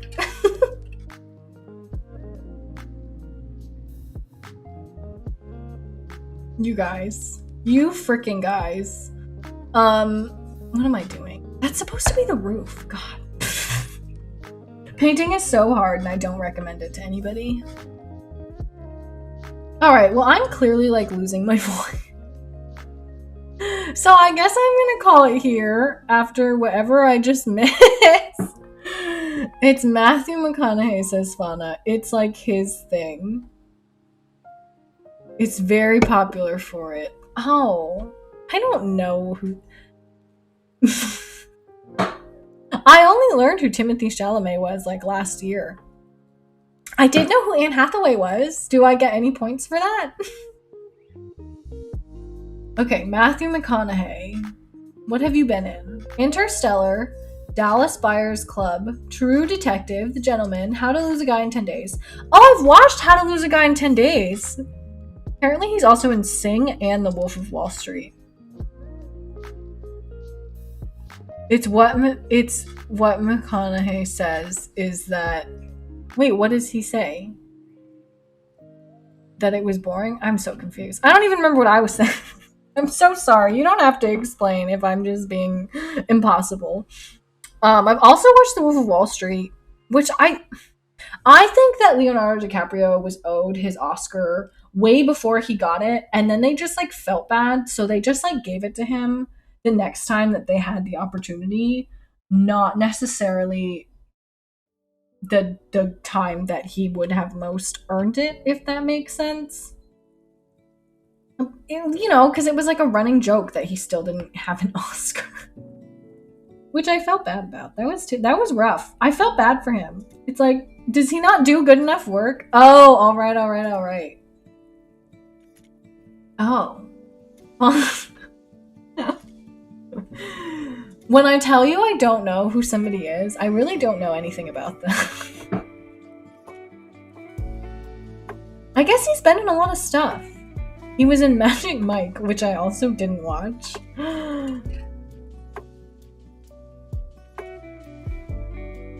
You know, I used to want to be an actress, and the older I got, the more I was just like, being an actor sounds so embarrassing. Like, the things that people have to do, the work, the effort, it's ridiculous. Alright, well, on that Matthew McConaughey note, I am going to call it because I think I need to stand up, and I think I can't talk anymore. And I guess I need to go like watch Matthew McConaughey movies. So anyways, this is where we'll end the painting. I don't know if we'll work on it again. I never know if we're gonna work on it again. but we might work on it next week, and we might work on a new thing next week, because I still have fan art ideas like kicking around, but I didn't have anything formed enough that I felt like I could stream one of them today. So maybe next week too. Who knows? I don't know. So Cotton says, thanks for the stream. Have a great rest of the day, everyone. Yes, thank you so much, everyone, for coming and stopping by. It was super awesome to hang out with you. Have a great week. Thank you, everyone who stuck around, and stay hydrated. Have a nice day. Oh yeah, and Pan is streaming tonight. Also, it'll be, I think, Mario Kart and Gartic Phone, which is super fun. So yeah, anyways, that's what's up tonight. But have a great rest of your day, everybody, and I will see you next week. Bye!